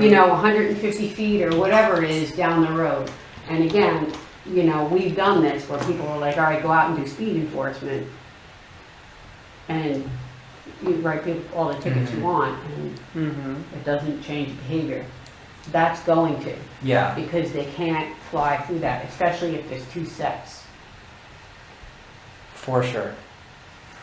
So that would be nice if we did take over the roads. Yeah. That would really make it so much easier to get that done. And also make it more welcoming to people who Oh are yeah, walking. definitely. Mhm. And then we can put our arch signs Yeah. over the road, right? Arch signs over the road. Now that's a concept. Marvin Heritage District. Uh-huh. In aluminum. It'd be nice. So like Oh. arch signs over the road like that. Well, You gonna make it neon, go full Oh Vegas? yeah. and like old school Yeah. iron pole. So here. That'll really make people think that they have to slow down for sure. I'm trying to draw on the screen what you're drawing there so that And these are all decisions you all get. yeah, these are all decisions that you all get to make. Streetscape is Pretty on the far. calendar for December, so Oh, it's not pretty far along. So anyway, in this kind of thing, I love this discussion, and so when we I'll send you guys the updated calendar, and I would love for you guys. Yeah. Let me put that to the calendar. Let me put that to the camera here. Let's see, that's what she got. Yeah, it's like a really crude drawing, but Yeah. so you have it above you, you Mhm. have something that's catching the eye, you have it below you, Yeah, definitely. welcoming, hey, like this is our, heritage district. Slow Mhm. down, take your time, look around, maybe come visit. We're Yeah, a community definitely. here. Yeah, and so what I was saying is when we I'll send out the updated timeline, and before we get to each of the topics, gather your ideas. Maybe send them to me in advance. That would be really helpful so that I can include them in the agenda packet. And just talk about it. If you really like something and you want to see it, be an advocate for it. I don't want to be the only one putting out ideas. I put out the foundation so we can get started. But I want you guys to be driving this with some ideas as we go along. And of course, as John said before, this is the first meeting. I don't expect all of you guys to have all the ideas right now. But as we go along, you get more familiar with what kind of details you'd like to see. Be an advocate for it. I'd love to see that. Hey Rohit, this is Jake, and Hey. probably should have asked this earlier. Just a point of clarification for me. Is this happening? Is this development happening and we are advising on what we want to see? Because at the end of this, I assume that the majority of this group will put together a plan and is solid, right? And it gets to the village council and it's not going to be something half-baked. It's going to be great and they'll vote on that. But do we have a sense that they want this to happen and that it's essentially going to happen and really we're just advising on that, or is it still up in the air? That's a really great question, and I like I said, I probably should have asked and answered this a little while ago. But so the resident survey did come out in support of the district. There was 54% said yes and 35% said no. So with a 19-point difference, basically the council said this is something that we should go forward and figure out if we want to do this. And it's kind of a chicken and an egg scenario, because the other thing that council needs to make sure is that, obviously everyone wants a very, low density, low impact district, but we also don't want to do something that won't work. So we have to come up with some of the details first. Density, Right. uses, housing types, and then we give that to DFI. They will do the economic feasibility study, be done with that in December, and then in January, the council will decide if we are officially doing the district. So as it stands today, we are still setting the foundation to figure out if we are doing it, but we're definitely on the road to figuring that out right now. And so 54% of Marvin residents voted in approval for it. Do you know how the town council is feeling, generally speaking, assuming it's a good plan? Yeah, so the town council, they're all in support of this district, of course, given that it is, very Marvin characteristic. And there's also, some of them have more experience, where in the past we had the corner of Ray Road and Tom Short was in Marvin. And then the council at the time did not properly negotiate with those owners, and they de-annexed, and now we have, we have Andy's, we have the mattress store, we have townhomes. And so you'll hear Mayor Polino say this a lot, if you don't want anything, you'll get something that you don't want.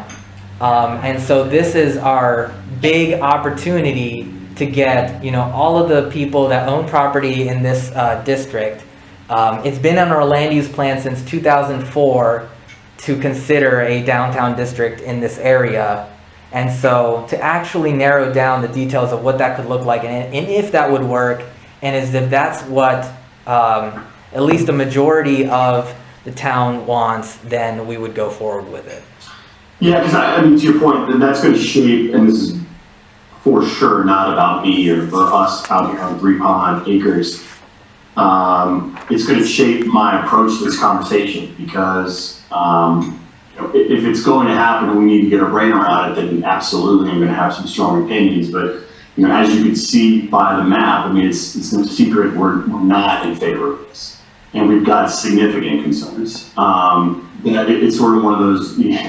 You need to change your attitude and figure it out, or not. But, deer in headlights was something, John, that you mentioned earlier. I think we're past the deer in headlights stage and now in the stage of figuring out how we need to approach this thing. But that's helpful for me to know that, generally speaking, right now it's overly positive.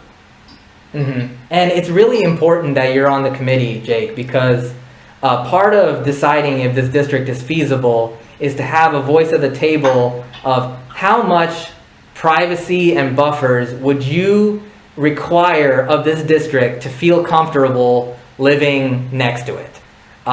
We'll definitely work with whatever you feel like you need. There's Meadowlark, there's the Preserve. You're representing a lot of people. Not just your own neighborhood. You are representing a lot of people, and Kelly Cates, who lives in Meadowlark, is also representing a lot of people on the planning board. So we definitely need to hear your strong opinion on what you think the buffers should look like. Yeah, I mean, look, I know this has been on the docket since 2004, you said, but I mean, we couldn't even start construction for a year while this spun with the town council around trying to put 7 houses on 30 acres. And the idea was we were moving here to go to this quiet horse farm community, and we were getting pushback that was too much density on 30 acres. And so now 3 years later, less than 3 years later, we hear that it's 1-to-1 is what's being proposed, and it's very different than what was told the bar was to enter into Marvin and build. And so when you ask buffers, it's as much as possible, as big as possible. Yeah, I mean, that's what we're interested in. Yeah, definitely. And you know that you want that, and as part of this committee, we'll figure out, the metrics of what that means, like the most of what is feasible. Of course, there is also, there's a push and pull, so we can't build a mountain, but we definitely want to end up with something that you're at least satisfied with, for sure. Okay. Yeah, thank you. Thank you for your understanding also. Let's see. As I go along, I think we talked a lot about the connectivity.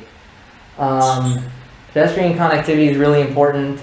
And I'll go over the traffic overview in more detail next time. But basically, limiting driveways, limiting left turns, having a potential 4th leg of the Waxhaw Marvin Road roundabout to provide access in the rear instead of having driveways on Newtown Road. All of those measures, and we still have to look at whether we're going to have parking on the street or not. But all of those measures would help to make sure that, if there is excess traffic drawn by this district, it's not going to cause worse traffic flow.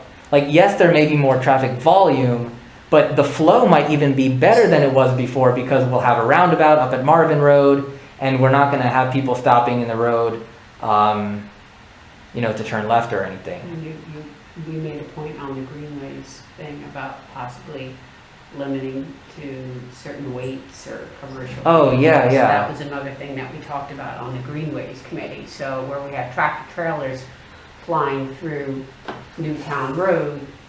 To potentially limit the size of vehicles that are allowed. And that's something the committee can talk about what their feelings are too. Yeah. That's a great point.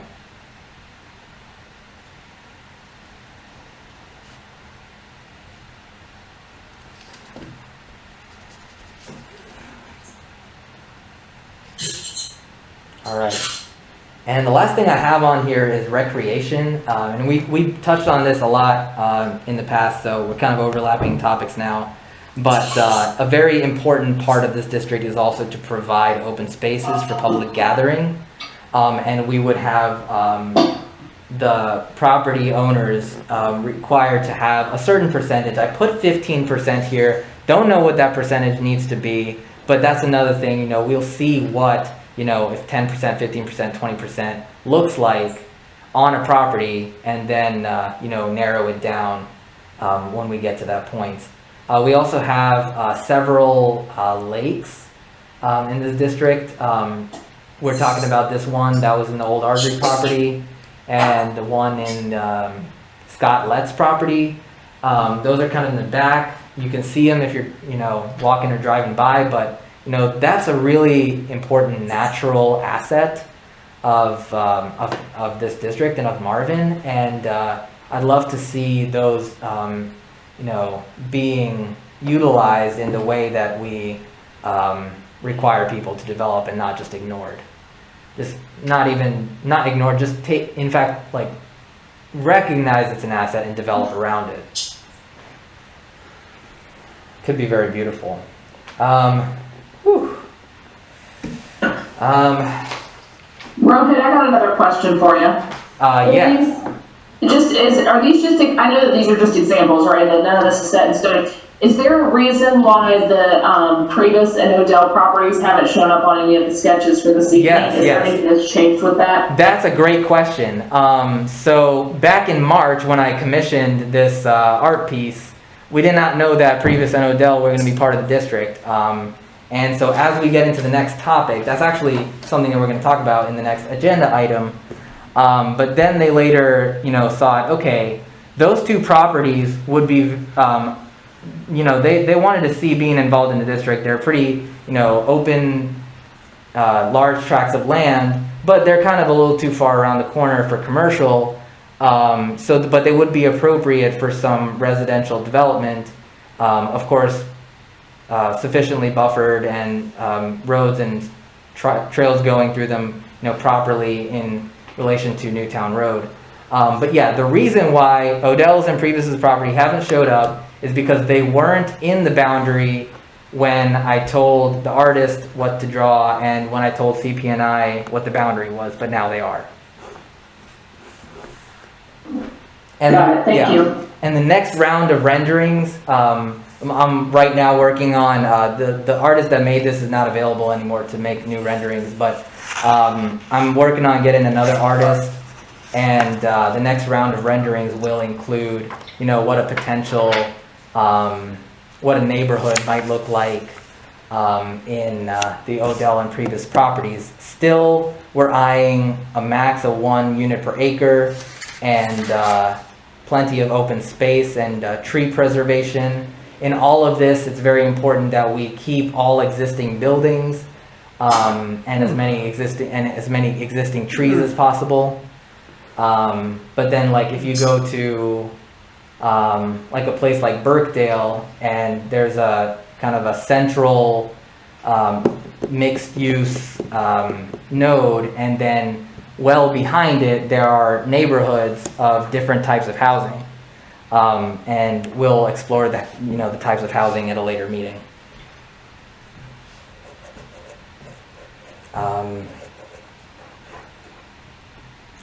All right. Oof. Pretty good segue into the last Yes, topic. that is a great segue into the last topic, but before we move on, that was a lot. I'm actually a little winded. Does anyone have any questions on anything? I mean, this agenda item is the time to ask all your preliminary questions, so you leave today understanding, what are the details that we're going to be working on over the next 8 months. Like I said, everyone knows what you want to see, but the 9 of you are going to be responsible for understanding the details and then, narrowing it down. So, any questions at all?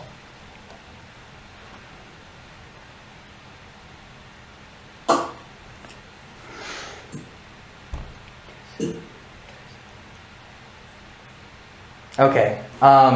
So if you look at this and come up with questions, again, feel free to ask myself, or you can even contact each other, in small groups to talk about it. I imagine that some of the discussion making will happen outside of this committee, and that's perfectly fine. So if there's not any other comments, then we can move on to the next agenda item, which is the discussion of the village center boundaries and subzones in the future land use map. Okay. Ooh. All right. Let me take a minute to breathe. I'm literally winded. You got some water right here? That would be nice, actually. Could you get me a cup of water? Yes, I can. Yes, I can. I have a feeling dry, Alright. so. While I'm taking a breath, I'm going to pull up the future land use map, share it on the screen.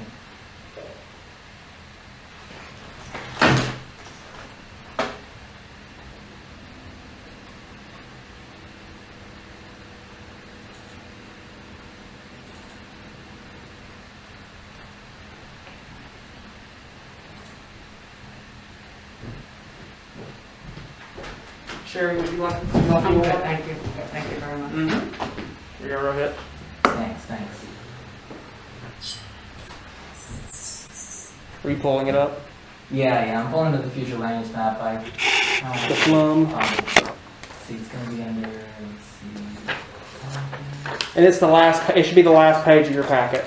Oh yeah, that's true. I actually should have just pulled it up from the packet, but I was looking for the actual just the PDF so I can zoom in properly and stuff. All right. Okay.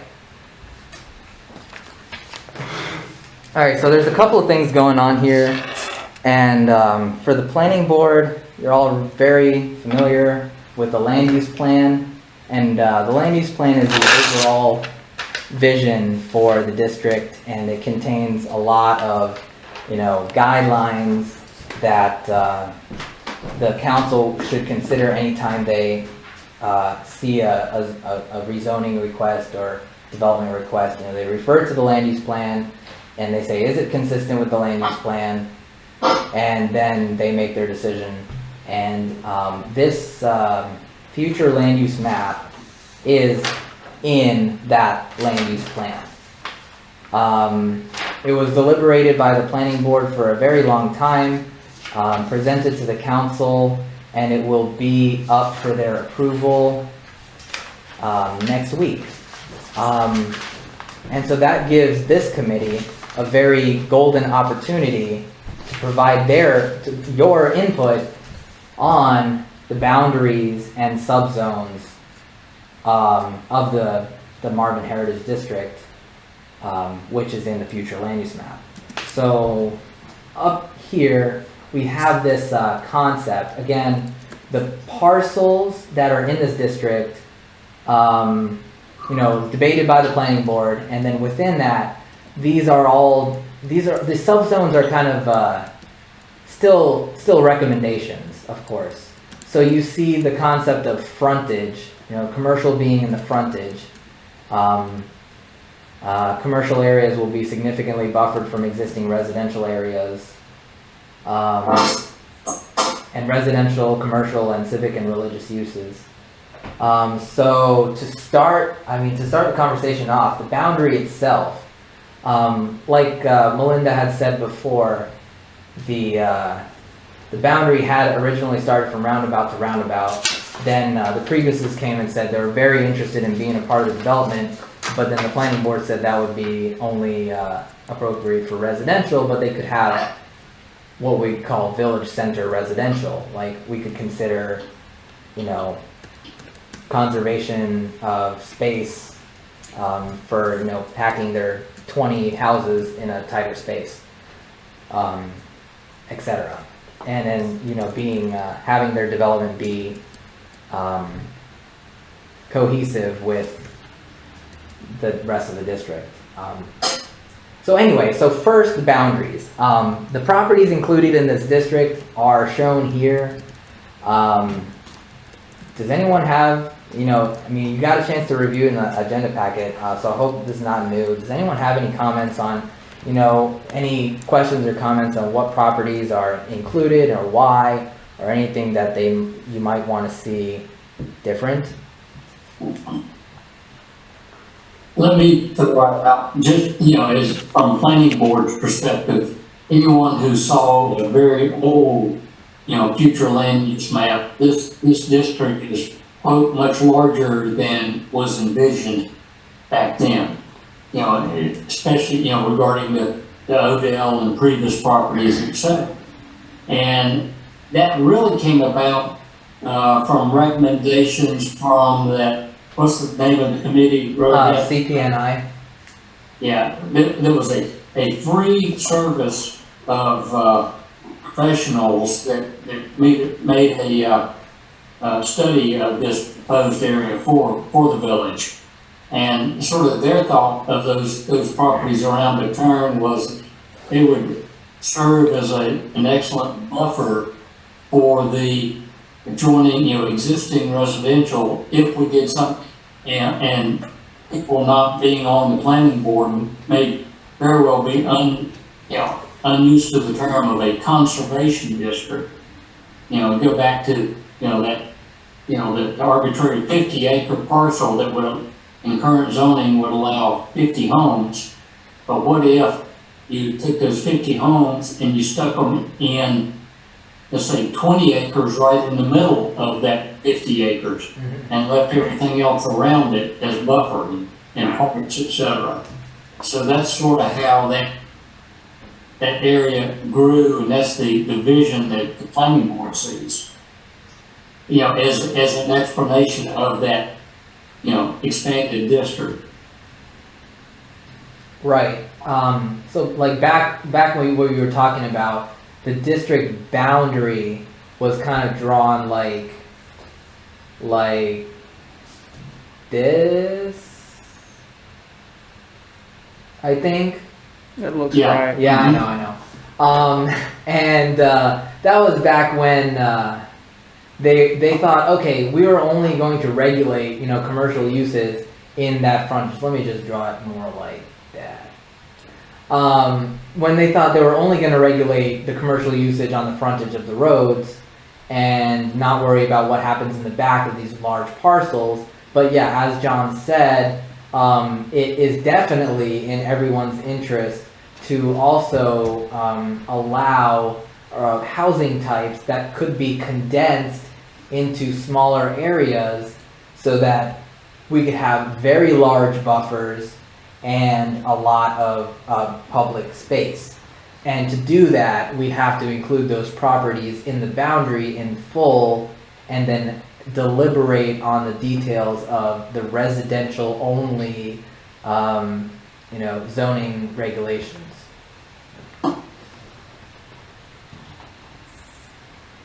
Hope that made sense. A lot of jargon in what I just said. Like I said, you know, I'll go back to my deer in the headlight analogy. It's that, you know, this is something that we spent 3 years talking about. And for the most part, these committee people, it's all new to them. Yeah. So I'm not trying to lead conversation, just trying to give some background. Yeah.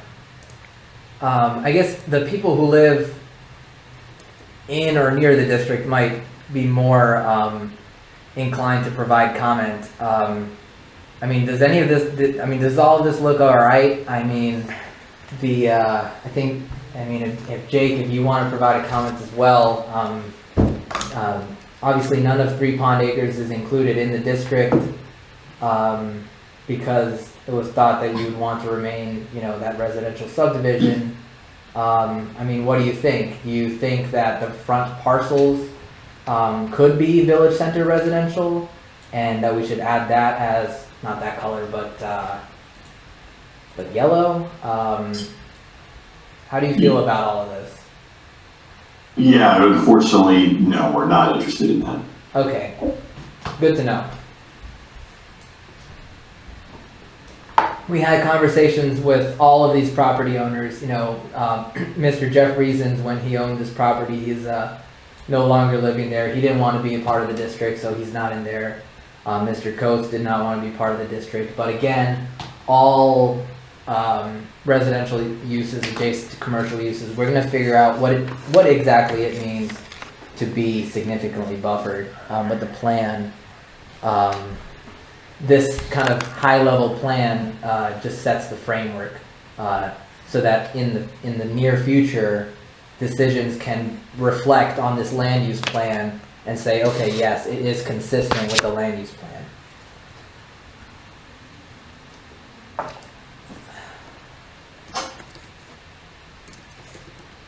All right, so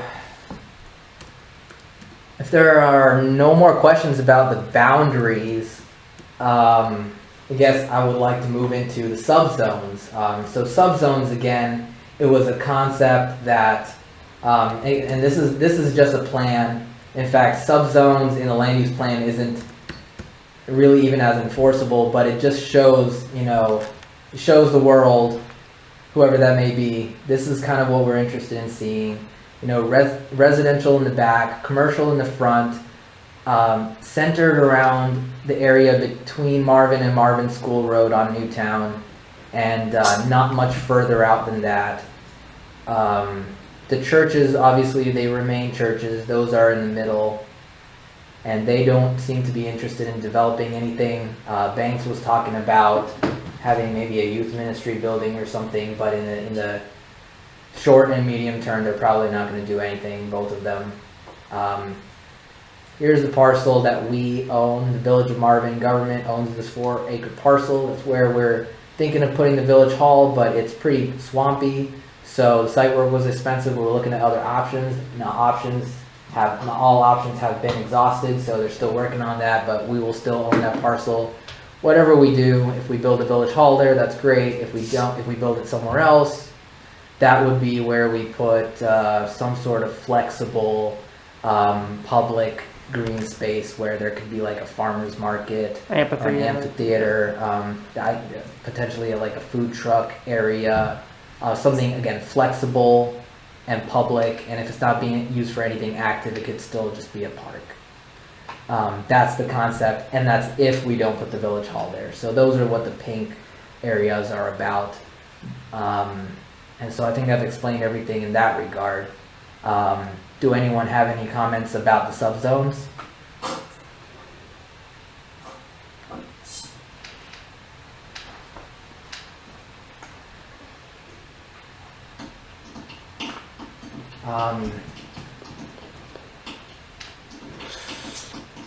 If you don't have any comments now, this is what is potentially going to be approved. So, I mean, again, this is the land use plan is the framework. It's not necessarily what we are going to do.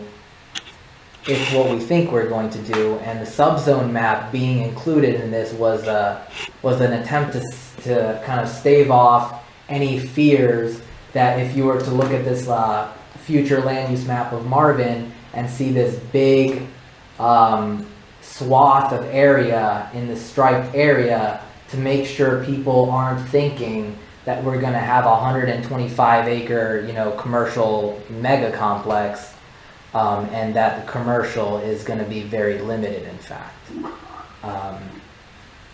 Does that make sense? Yeah. So not like Marvin. Right. So it's not like this whole striped area was ever going to be commercial. It's actually mostly going to be vast majority of it's going to be residential, and a pretty big chunk of it is going to be undeveloped.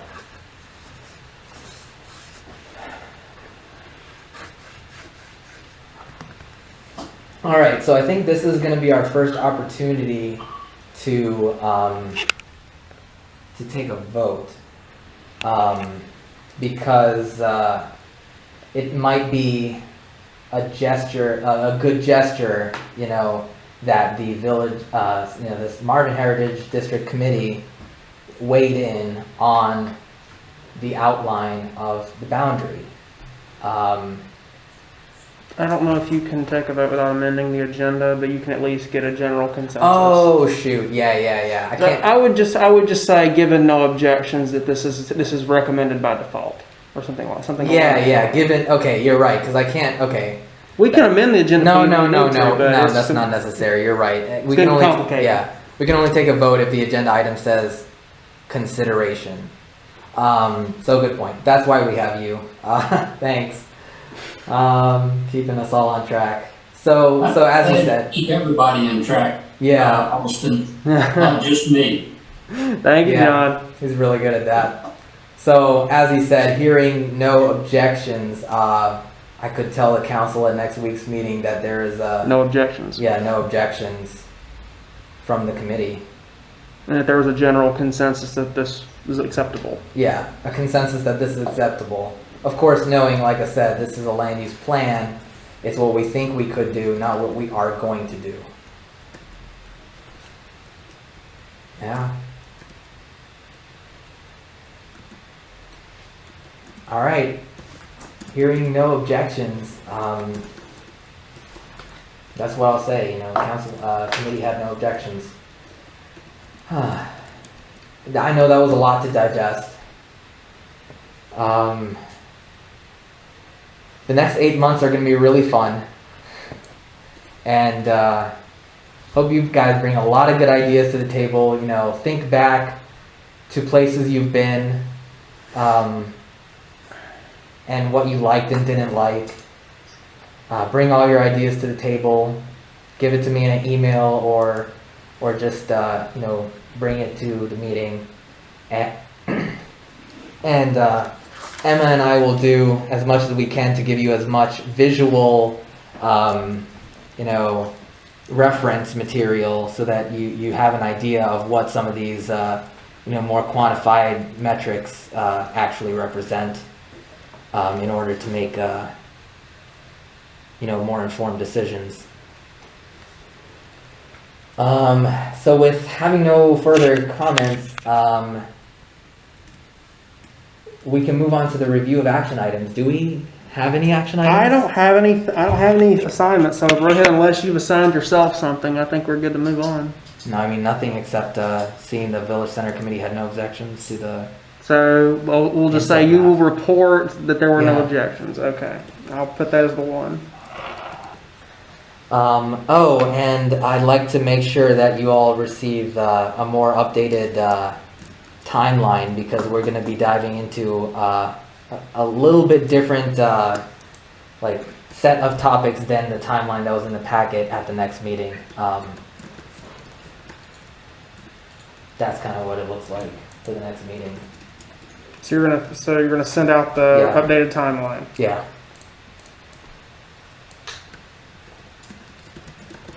Okay.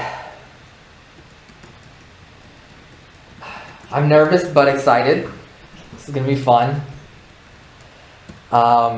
Potentially we'll also have DFI at the next meeting, and they can give us an idea of what they're looking for in terms of those parameters. Like, they have a model and they're gonna plug in, you know, what uses, what density for both commercial and residential, you know, and then you guys can have a very vibrant conversation about, you know, what you'd like to see plugged into their model. Okay, so if we're done with action items, we can move into committee comments. I have a list that Austin gave me, so I'll go down the list. Try to limit your comments to roughly a minute or two, and just try to be concise and not repeat after each other. Just so we can move Yeah. So Sherry, you're first. Comments? I don't have any comments. Okay. on. That's also acceptable. Yeah, that's just fine. Council and planning board do that all the time. Just no comments, no comments. Dorota, any comments? No, no comments. Okay. Melinda? No comments, thank you. All right. Jake? No additional comments. Thanks. Tim? No comment. Great. John? I feel like I'm the only one who said anything this evening, I'm sorry. Do you want that to be your comment? No. Oh, Sherry said a lot too. Dorota asked a lot of good questions. Anyway, I'm just looking forward to this committee as I'll say an extension to the 3 years plus that the planning board has worked on the entire land use plan. But this committee is going to be zeroing in on the Marvin Heritage District. That's still you have to force yourself to say that after all this time. But I think that's a very, very appropriate name for the area. And people are asking what things going to look like. I think you can take the vision of what we expect to see directly from that name. Just look at the old structures along Newtown Road and just imagine anything else in the future looks like that. Which, as you said, the Crane Store, Banks Presbyterian Church, the little yellow house, etc. That's Mr. White's house, I think it is, isn't it? Yeah. Just imagine more of those. Can be real exciting. And the next, I think the next big step is to study to find out whether it's economically feasible, to have something with that limited scope. Whether the economics and the limited scope to satisfy, the Marvin residents fit. So it's going to be interesting. Thank you. Thanks a lot, John. TJ, I've got enough. no problem. No problem. Okay, let's see. At this time, I'll also see. Let me look at our participants list and see if we have. I think council. Andy Wortman, Councilman Wortman, is going to be our council liaison. He didn't make it today, but we do have Councilman Markleys here. So I would love to invite you, Councilman Markleys, to make any comments if you'd like to at this time. Well, I'm excited that everybody is working together to participate towards this important juncture in Marvin's history. I moved here in 2013. I've lived throughout the country. I was born and raised in New York. Don't hold that against me. But I moved to Florida when I was 17, so kind of from your neck of the woods, Rohit. And then lived in the Carolinas, the upstate, different towns, and even lived out west. So the participants at least have a little bit of background on me. I have been in the restaurant business my entire life and worked for Jerry Richardson for about 15 years. But part of my scope and background was that I worked in a municipal government in Utah, where I became involved. I actually became the first city manager that they had out there. I did that for about 3 years, and what my job was the charge of working and developing the downtown, upgrading the downtown. I worked with the National Trust for Historic Preservation and the Main Street Committee. What all of you, I hope, will respect and appreciate is that it was an established already downtown, but property owners, the existing properties, the existing businesses, to sit in a room that you would have property owners argue with other property owners. And it was very interesting to kind of referee because everybody had their own idea of what would bring the downtown enhancement. Meanwhile, we would go travel. I would travel across the United States and see different main streets across the country. And anywhere from Cortez, Colorado, to DeLand, Florida, to Hendersonville, North Carolina, and I saw all these downtowns and what made them what they are. This is unique because this is like a blank canvas. We're actually saying, okay, here's a blank canvas, and okay, so what do we do with this? The cool thing is that at least on this committee, there are owners, there are property owners that are participating, are in it. But there's also people from the community with different degrees of motivation that want to be involved with this thing. So it's sort of like, okay, this is a good marriage of putting everybody together. Jake, one thing, is the stark reality that when I became councilman, and I looked at the statistics, and this is not to take anything away from any percentages, but there's 1,803 households and only 333 people responded to the surveys.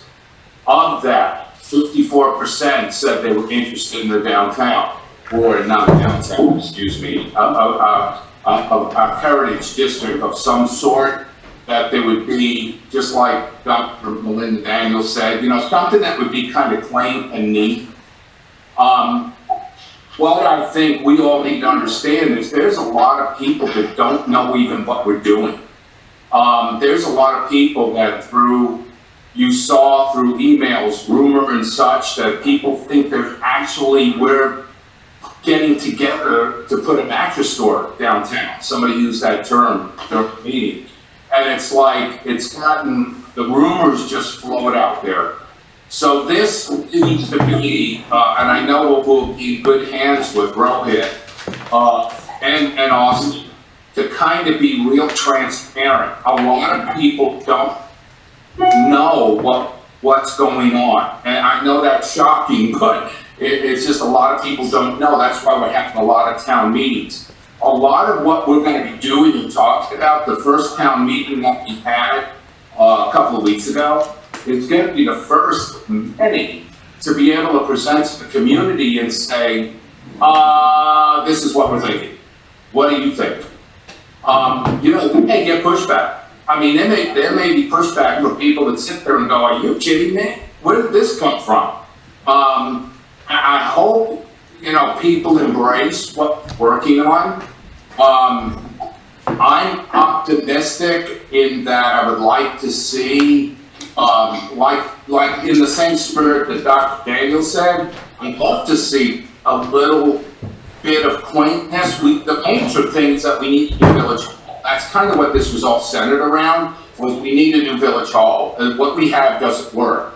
But when doing that, we thought, well, we can enhance the community by enhancing around the Village Hall with unique places, or make it, and again, this, a number of things, or a number of committees that we've seen already, they have, this is from outside, this is in the state, the Main Street program, which is in North Carolina, have done some studies, showed us things, and showed us some very quaint pictures of the mass store, you know, certain different small towns that everything was kind of built around the Village Hall.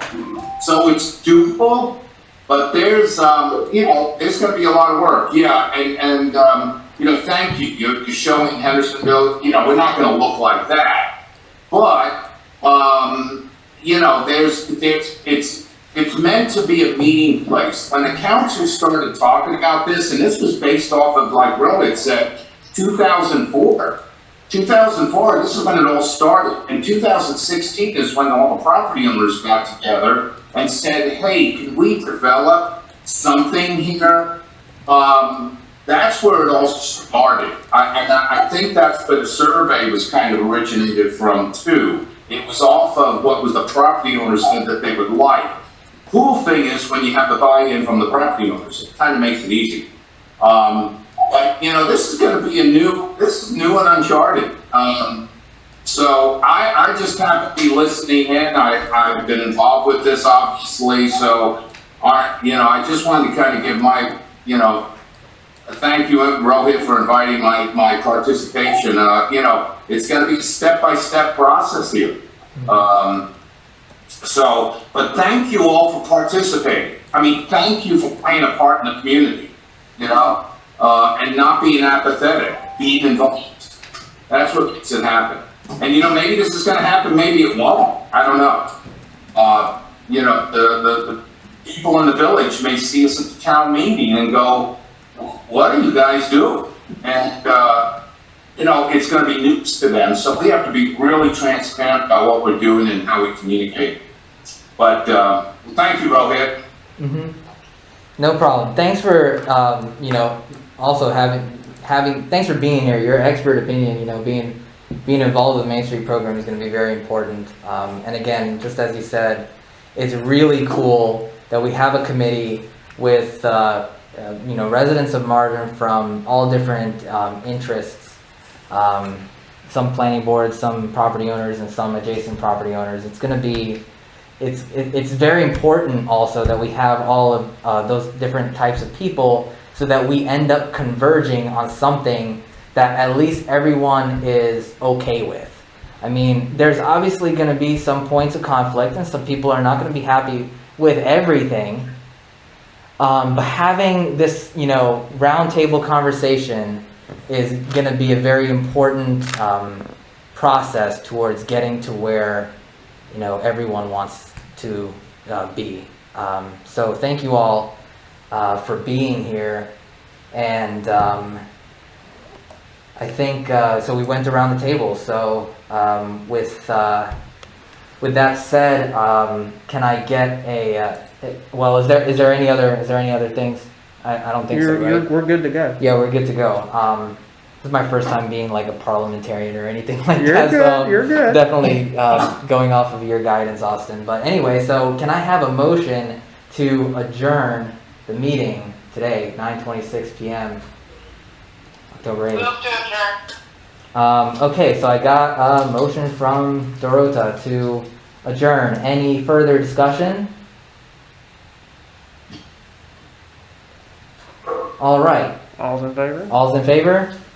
Aye. Aye. There you go. Meeting's adjourned. Heard a bunch of ayes. Thank you very much, guys. Have a good All night. right. Thank you, Dorota. I'm gonna hang up the phone now. All right, she hung up. Good night. Thank you all. Mm-hmm. Good night, everybody. Good night. All right.